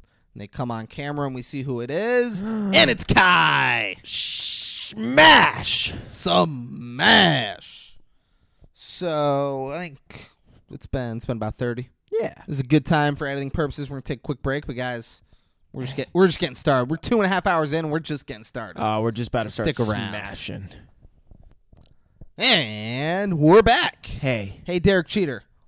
Fuck you, and fuck Gabriel Francisco. hi. The Fresno policy enforcers help the New Jersey policy enforcers like figure out who Kai is. Policy enforcers, Bitches. God. So they posted pictures everywhere, and we're looking for this guy. They told the news. They did like stories. They're like the hitchhiker with the hatchet. And everyone's like, "Well, I love that guy." They're like, "Can you believe it? He fucking killed somebody. What? Who saw that coming?" And it's crazy. Mom's response: her son came and told her she has more kids. We don't meet. Kai's brothers are normal. They're like, "No, we don't want to be on this fucking weird documentary. Yeah. Get away from me." Yeah. Mom's like, his brother came and told me, he's like, "Hey, did you hear about Kai?" And she's like, "No, I didn't." He's like, he's wanted for murder. And she said, and I quote, "No, I didn't hear about that. Crap. What happened?" But sorry. She finds out her son is wanted for murder. Crap. What happened? But she gave like a little, like almost like a little chuckle. Yeah, like a cry. Here we go. Yeah. What happened? She is a psychopath. She's almost as bad as Gabriel Francisco. Yeah. And it's like, okay, Kai's definitely got childhood trauma. Like, without a doubt. This woman is a piece of shit. Right? So, yeah, she sucks. She's the fucking worst. Crazy. We then, like, Jessup, cameraman, camera person, the Jimmy Kimmel guy, the Kardashians lady.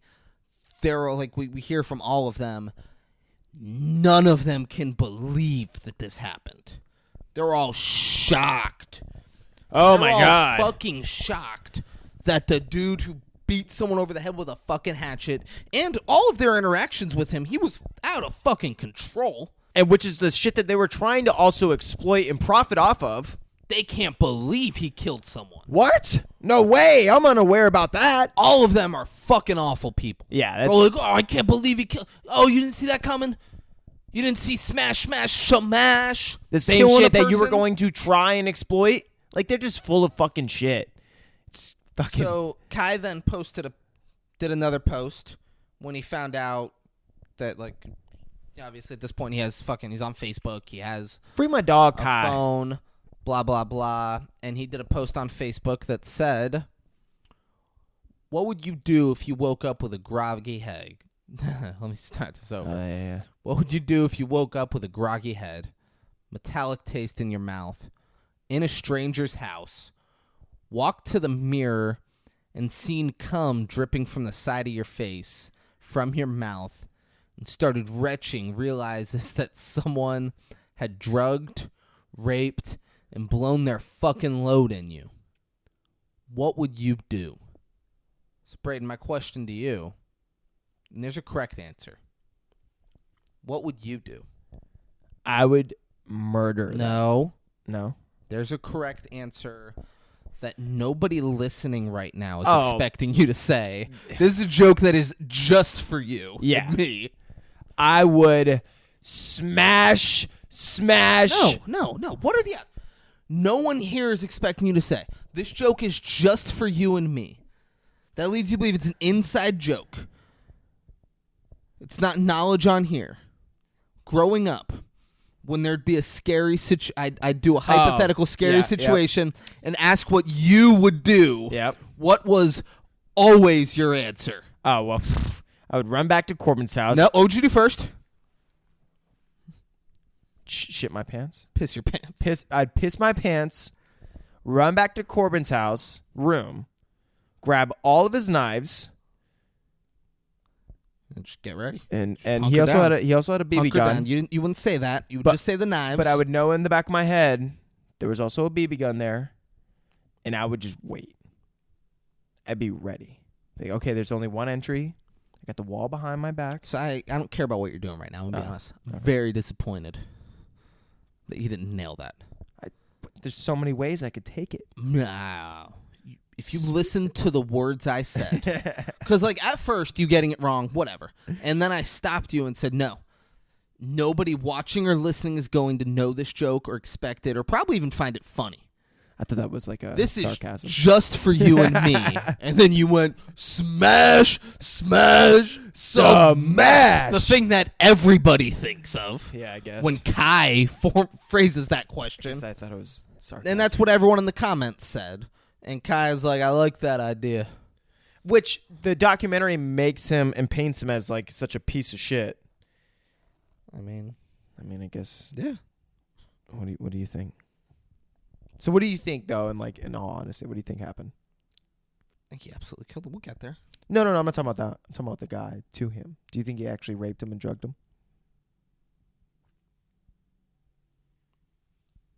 That's like the main debate right now. Because that constitutes whether or not the murder.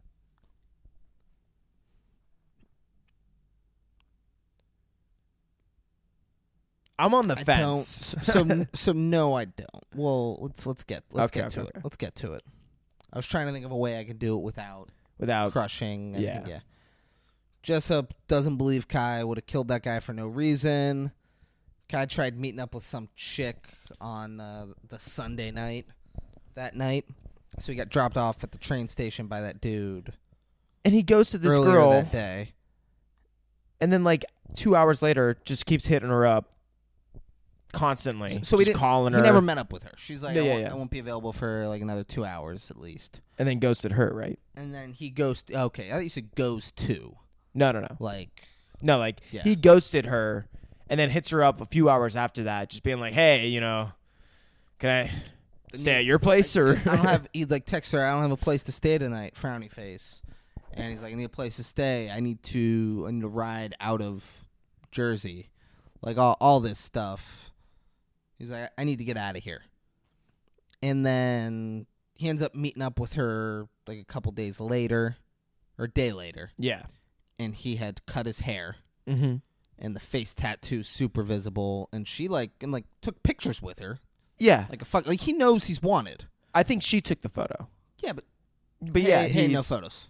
Yeah.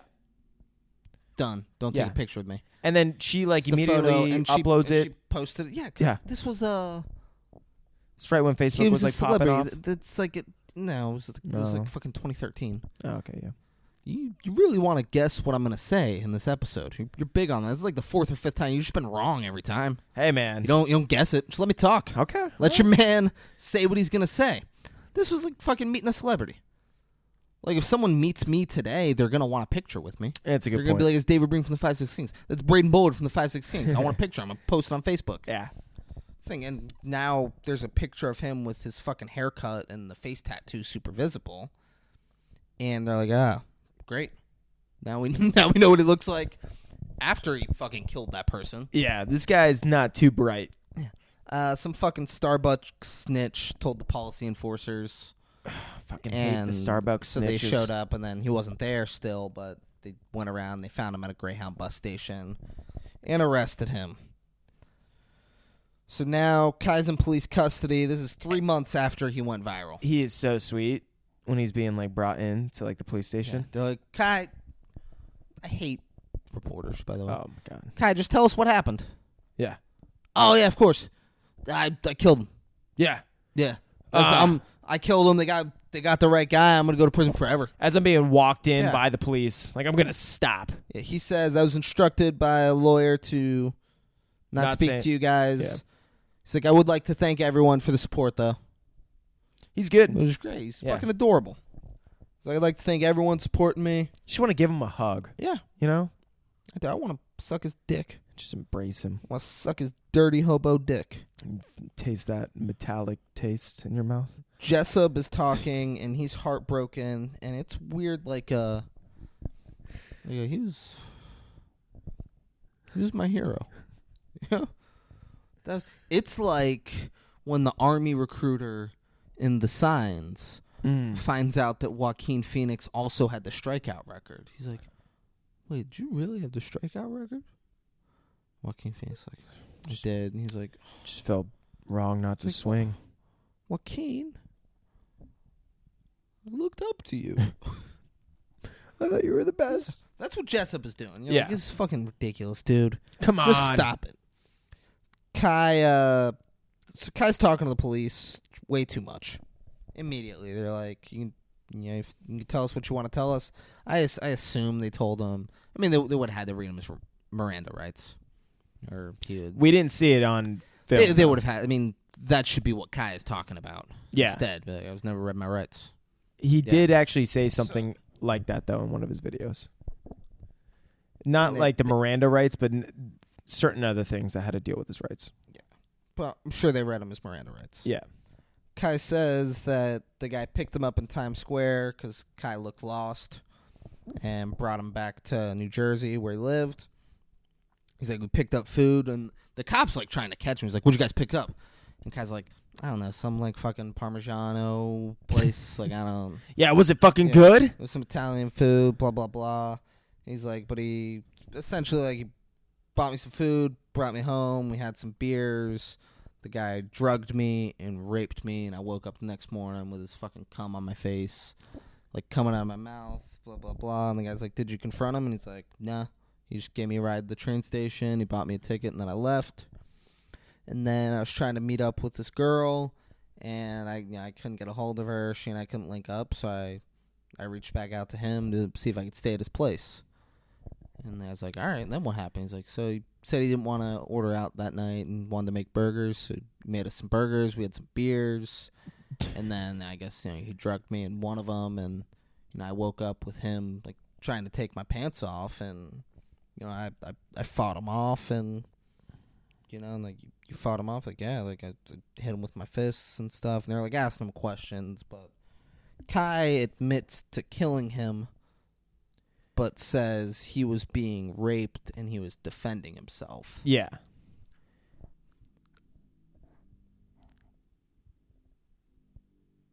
And then Kai asks to speak to a lawyer. Yeah. Kai, you Fucked up. You should have said none of that weird shit you said there and just got the lawyer immediately. But I think in his mind, he thought, I'm telling the truth. I don't even, dude, there you go.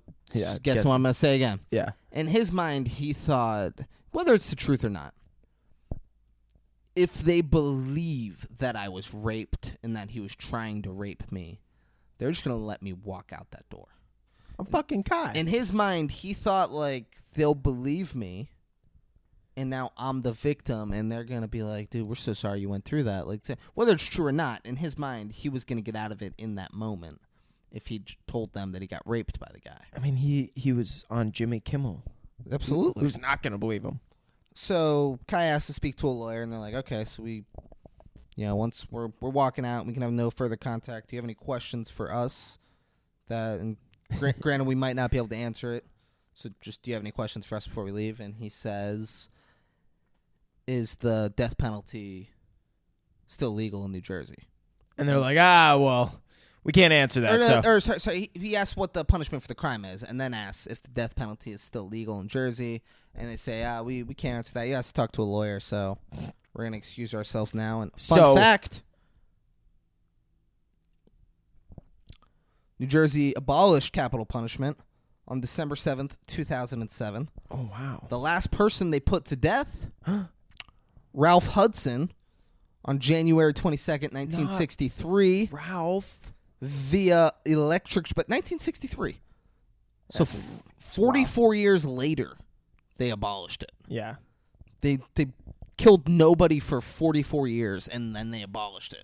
I feel like you just keep it. You're like, we're not even using it. Let's just keep it. They had to contemplate. But via electric chair for murdering his wife on December 27th, 1960. Here's where it gets more fun. He was supposed to still be in jail. He was supposed to serve a 6-month sentence for an assault and battery charge.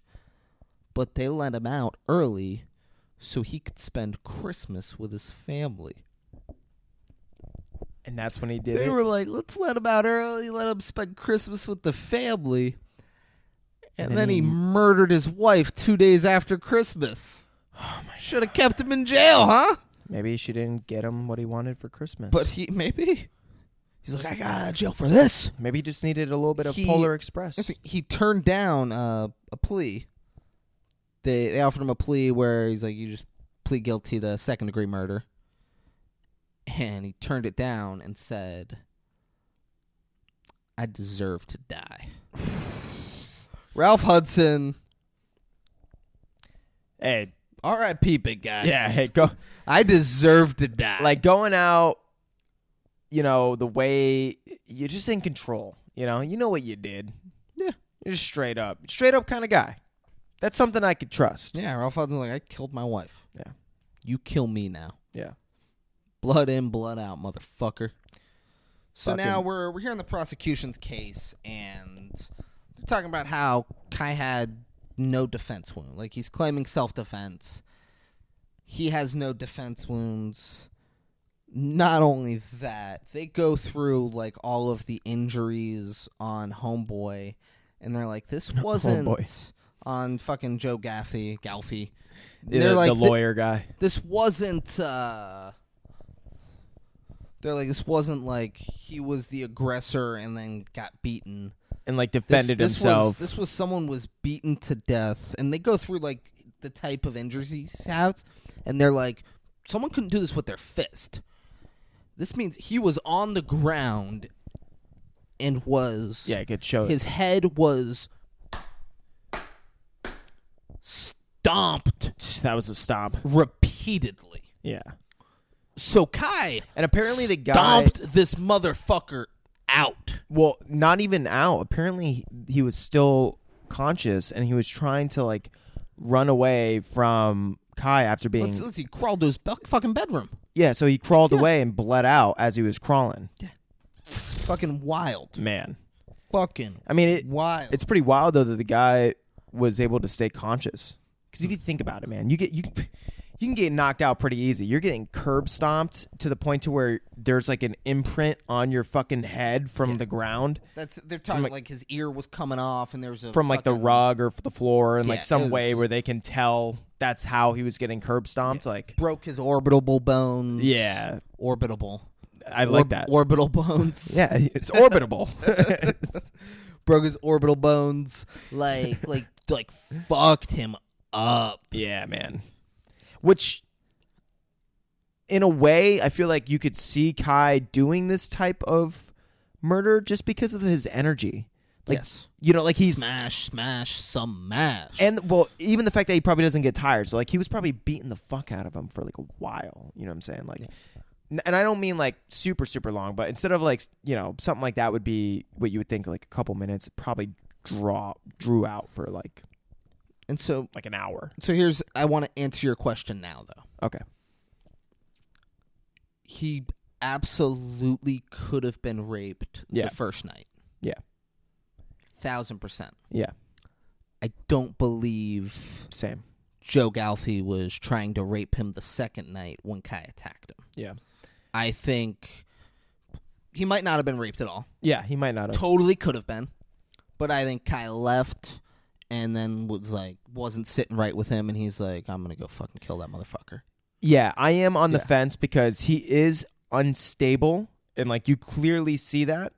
But he also seems like he's unstable because of certain emotional things from his past, like his childhood, that deal with trust issues. So, like, he might have actually trusted this guy to allow him to sleep at his home, might have actually been drugged and raped, and then contemplated that over the day, like afterwards, and probably couldn't live with it. And it's like, I'm going to go back and kill this motherfucker. Yeah.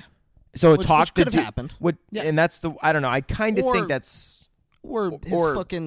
He's prone, he doesn't know if people are laughing at him or with him. He could have just fucking snapped on the guy. Yeah. Beat the shit out of him and killed him. And this guy could have been a really nice, sweet guy that just allowed him to stay at his place. Yeah. We don't know. Don't know. But what I love that happens next is the police talk about how Kai was posting a Huffington Post article that was, is vigilante pedophile hunting a good idea? And Kai said, you decide for you, I'll decide for me. And the police are like, so did Kai perceive Joe Galfi to be a pedophile? Almost like and looking for it. And that's why he did it. Yeah. Here's the thing. No.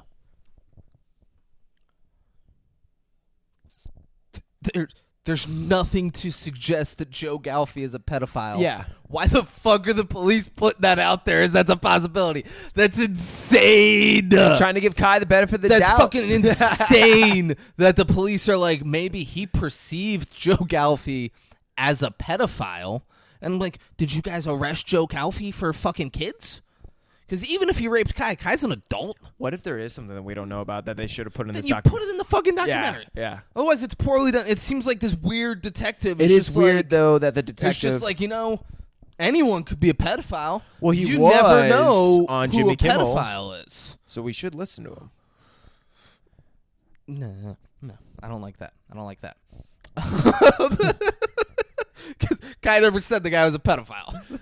Yeah, you're right. The fucking detective, just out of nowhere, is like, maybe Kai thought he was a pedophile. Because he was looking into pedophile stuff. That's fucking insane. Yeah. For the cop to do. Yeah. Kai can do it all fucking day. I mean, fuck that. Kai's in self-preservation mode. They used the same type of tactic, though, to basically find Kai in the first place. Is this the Fresno cop? Or is this a different cop? This was the fucking New Jersey cop. Okay. Yeah, different. It's fucking nonsense. No, it is, yeah. Didn't need to be a part of this at all. And they're like, let's make it a part of it. Yeah.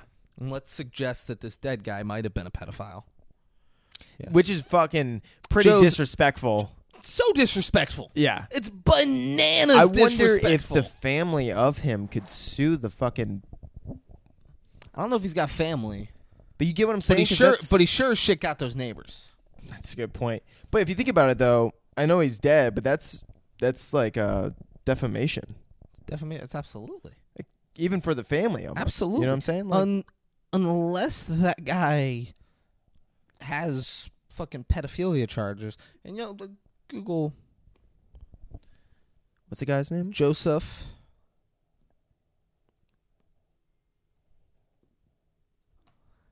Galfy, Galfy.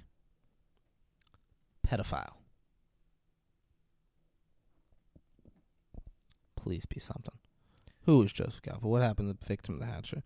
Jury hearing, Kai, Joseph Galfy murder. How did he die? 5 major things. Netflix is blah, blah, blah. Nothing. Nothing about him being a pedophile. Police are assholes. Joe's neighbors. Yeah.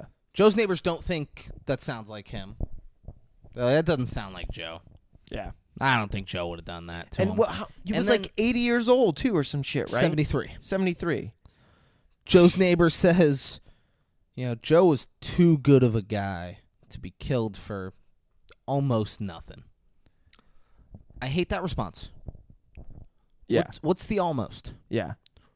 Because you're putting it in there that maybe. Because, what did he do? If he raped Kai, that's not almost nothing. Yeah. If you don't believe he raped him, what is the almost? Yeah, exactly. What did he do that might have given Kai a reason to be upset, but not kill him? Yeah.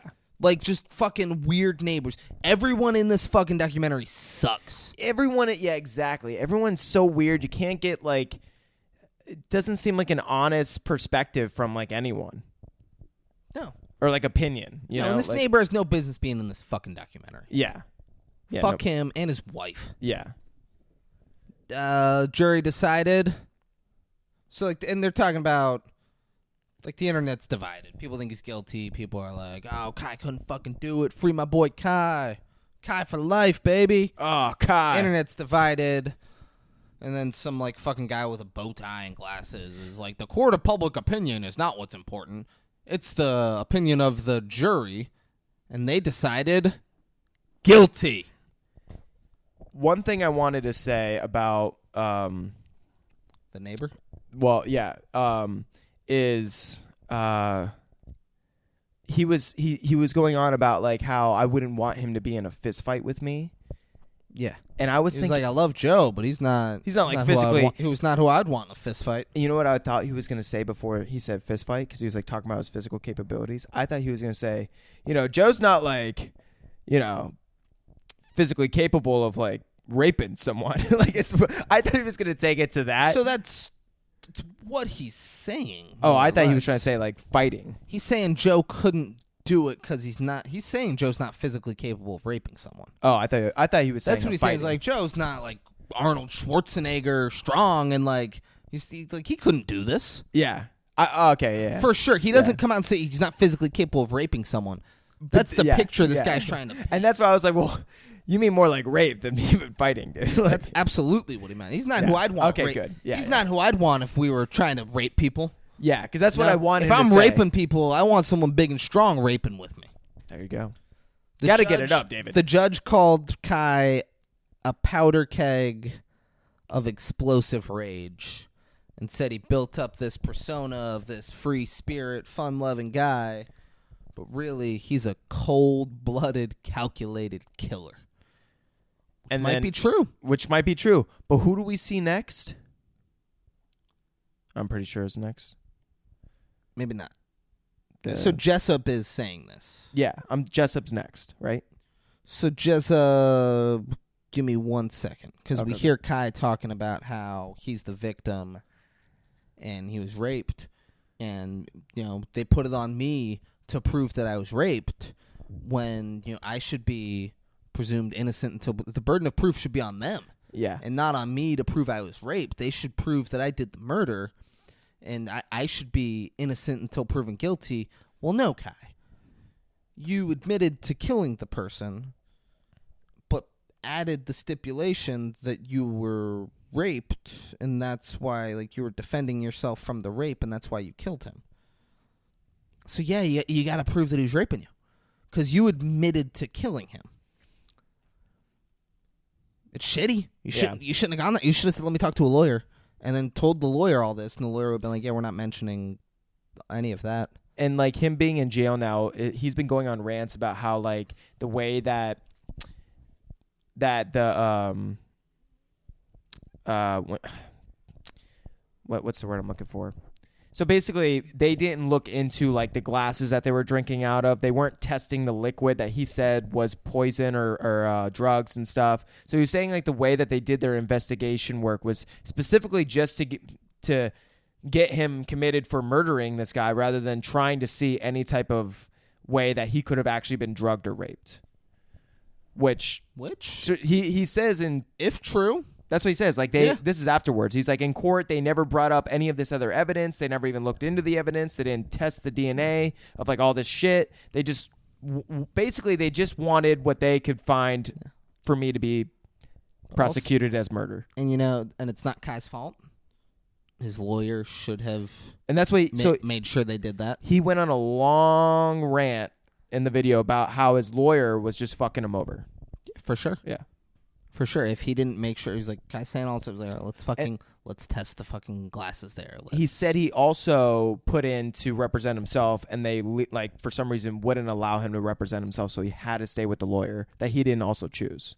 So he said, I was being like fucked over and everything, and that's what he's saying now. Like while he was in jail, and he's like learning law and saying how this is like unconstitutional, so therefore he should be able to be like released out of prison just because this has been like a faulty court ruling. I don't know the fucking legal terms for all this shit, but so I know people are typically allowed to represent themselves if they so choose. That's what he was going. He was going into like specifics. But I mean, I don't know. Every state's probably different. But I mean, they absolutely shouldn't let Kai represent himself. Oh no, he's unstable as a motherfucker. Yeah, no fucking way. Yeah. Like the judge would be like, quiet down. Judge should be pull out a fucking hatchet. Judge should be disbarred if he's like, yeah, you can represent yourself, absolutely. And then he's just like yelling around. He's like, they got the formaldehyde around your house. The fluoride. Like, fuck that. Jessup thinks Kai had to have been justified in this killing, that he wouldn't have killed for no reason. Oh, of course, because look at his suit, dude. He just pulled up in a Bugatti. He's a top G. Jimmy Kimmel guy said he didn't believe Kai was dangerous. Wild. Fucking wild. Yeah. These people are brain dead. Jessup's upset that he couldn't help Kai. He's like, I just wish I could have.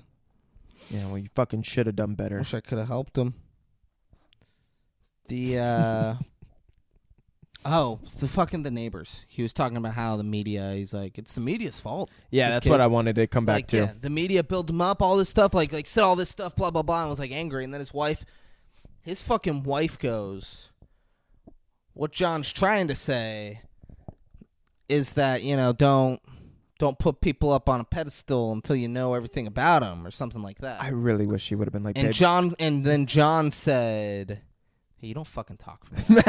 And she went, what? And then he doesn't like hit her. He like pulls her, closer like to talk, and she falls. And he's like, get the fuck up, get the fuck up, sit the fuck down. And he talks to him, he's like, don't have the fucking cameras here. Don't you fucking do that to me. Yeah. Don't you fucking do that to me. Yeah. And I was like, this is exactly. I am Joe Galfie's neighbor. Yeah. He was fucking murdered. You want to end up like that? You want to end up like him? I'll do to you just like I did to Joe. Yeah. I'll pin it on that simple kid. And that's exactly what this documentary needed. Right? Absolutely. Just some fucking hair pool type of energy. Like that dynamic power. Kai's mom said she told Kai she'd visit him if he ever wanted. And he said no. Yeah. He said, I'm good. Well, before we move on from that point, I'm kidding. Well, I think it just sums up everything that I was like saying before. Like even for this documentary, dude. And it's just so funny. These like random neighbors who should not have even been in this documentary are like the only ones to say it. Like maybe you guys helped cause this problem. You guys put this unstable person who has childhood trauma, who just killed someone or almost killed someone with a fucking hatchet on drugs, and you guys put him up on this pedestal, and you basically created in like what's the phrase where it's like you're stirring the fire, you're making it worse. Stirring the pot. Stirring the pot. Adding flames to the fire. That's exactly it.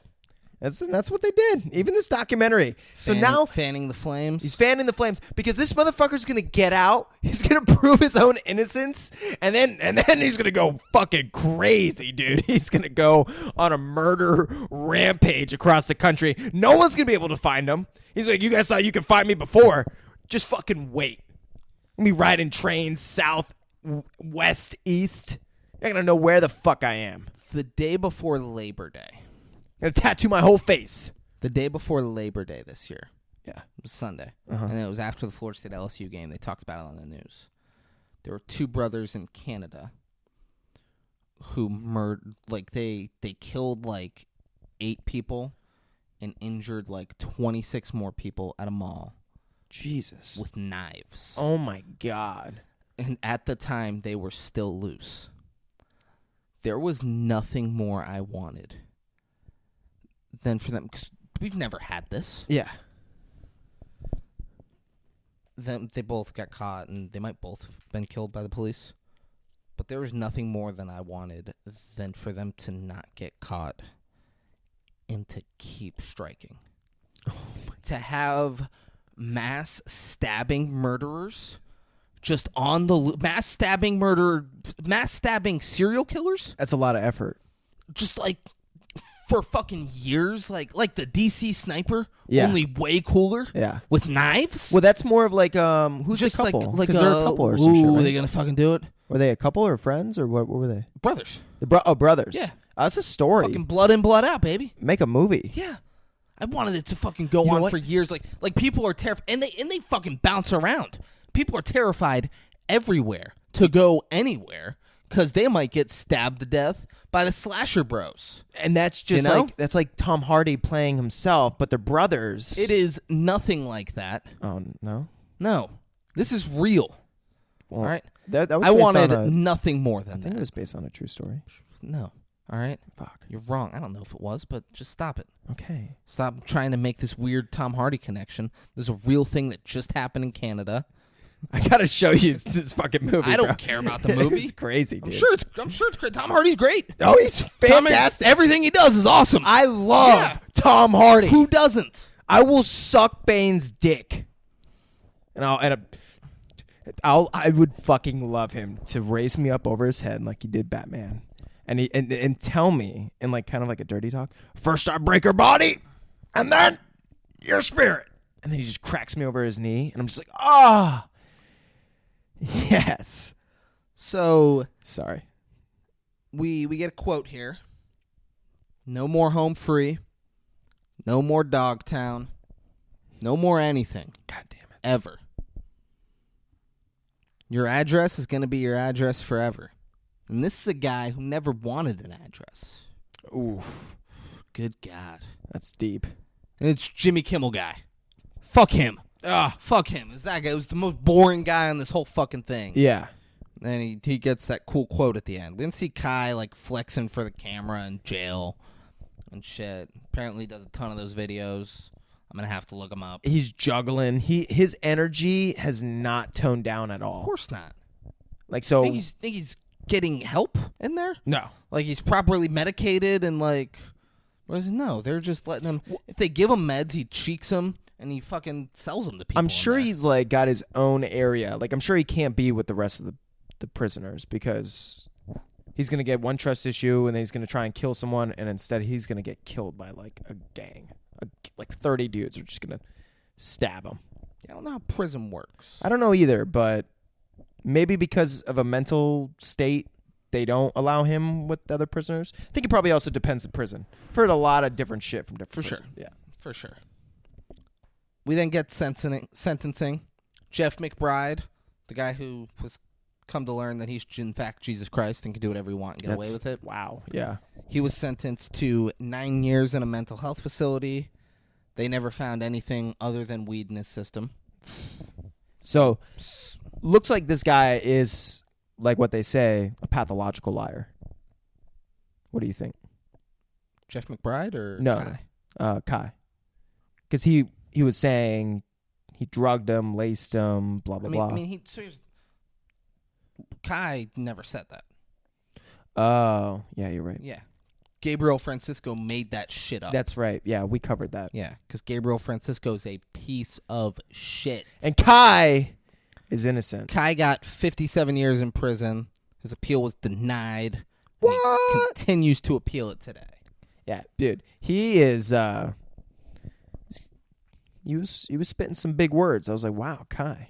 You learned some words. Yeah. I was like, So guys, it's been our longest episode in a while. Worth every second. That's the Hatchet Wielding Hitchhiker. It's a big deal right now. Watch it so you can be a part of this big pop culture phenomenon. God bless him.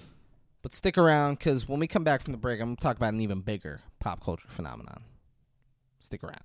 Ooh. And we're back. Hey. Hey, Derek Cheater. Fuck you. Spraden. That's a big pop culture phenomenon, you know? Oh, man. The Hatchet Wielding Hitchhiker. I But fucking do you know love what's him. an even bigger pop culture phenomenon right now? I mean, if I had to guess, I'd go with the Nutty Professor. With It's the Nutty Professor, guys. Right? You can't go anywhere in the world right now where they're not talking Nutty Professor. That's all I hear. All I hear. Dude. All I hear, all I see, Yeah. all I smell, all I taste, Oh, man. All the senses. and it's all I feel. Yeah. The Nutty Professor, guys. Greatest movie of all time. Oh, God. You know what is not a big pop culture phenomenon, and I don't think anyone talks about it ever? Guys, it's Walking Tall with Dwayne The Rock Johnson and Johnny Knoxville. We're really going to do it this time, unless I find out there's another cool documentary coming out that I'm like, oh, shit, I really want to do that. Let's just do that. Maybe if we tag The Rock enough, he'll be like, oh, well, He'll come on. yeah. But then he'd be upset because when I did, and the millions, And millions. you didn't know what to do. So he'd be like, fuck those guys. Yeah. Yeah. I did the. Can you some? No. It was You did The, last week. You yeah, did. yeah. Can you smell? And then thought it like I was- talked and stopped, and you said what the rock, and then I talked and stopped, and you said is cooking. Yeah, I'm sure he'd appreciate that. I'm sure he'd be like, you know what? I don't think he would. I don't think he'd care at all. I think if someone showed it to him, he'd like if it was someone that he was like close with, he'd be like, I don't care about this. If it was someone that he had to humor, he'd be like, oh, that's nice. I don't think he would give a fuck about it. That's not a knock on you. That's The Rock is so fucking famous, it's uncomfortable. And he would not be surprised, nor would he give a fuck about anyone doing his catchphrases ever. It's actually exactly what it is. That's a good breakdown of the human psyche right there. Kim Kardashian could do it on something and be like, yeah, whatever, I'm more famous than Kim Kardashian. Yeah, that's a good Like, point. fuck, I don't care. Yeah. Of course she knows who I am. Yeah. Wow. That's a guys. If you want to Guys, learn, do you want to watch Walking Tall before we do a podcast on Walking Tall? You should watch Walking Tall before we do a podcast on Walking Tall. That's Here's right. where you can watch Walking Tall before we do a podcast on Walking Tall. Oh my God, It's where? available on Netflix, just like the The Hatchet Wielding Hitchhiker. Yeah. Look at that. That name just rolls right off the tongue. It's available on YouTube, Amazon Prime, Philo, and Sling TV with a premium subscription. You can rent it for $3.99 on Google Play, Apple TV, or Vudu. Or, my personal favorite, look at my phone, ever. Go. What is it? You forgot what it was? I know what it is. Okay. You started to say, what the f... Well, I was and going to then be you like, what the stopped. fuck is philo? That's what I was looking at. I was like, philo? What the fuck is that? Or my personal favorite, go to your local grocery store, see if they got a red box, pick yourself up a copy of Walking Tall on DVD. Oh, that box. It's so red. Guys, it's Walking Tall. It's The Rock. It's Johnny Knoxville. It's Hector Zeroni. Come on. It's a classic. Who doesn't love it? Everybody loves it. I fucking adore it. So, Braden, we did the Hatchet Wielding Hitchhiker because it was my pick. Yep. We went out of turn, and I jumped in and did a pick, but Hey. worth it. Happens. Fucking worth it. We needed to do it this week. Yep. Shout Wasn't- out to wasn't- Kai. Wasn't waiting another week to talk about Kai. Come on.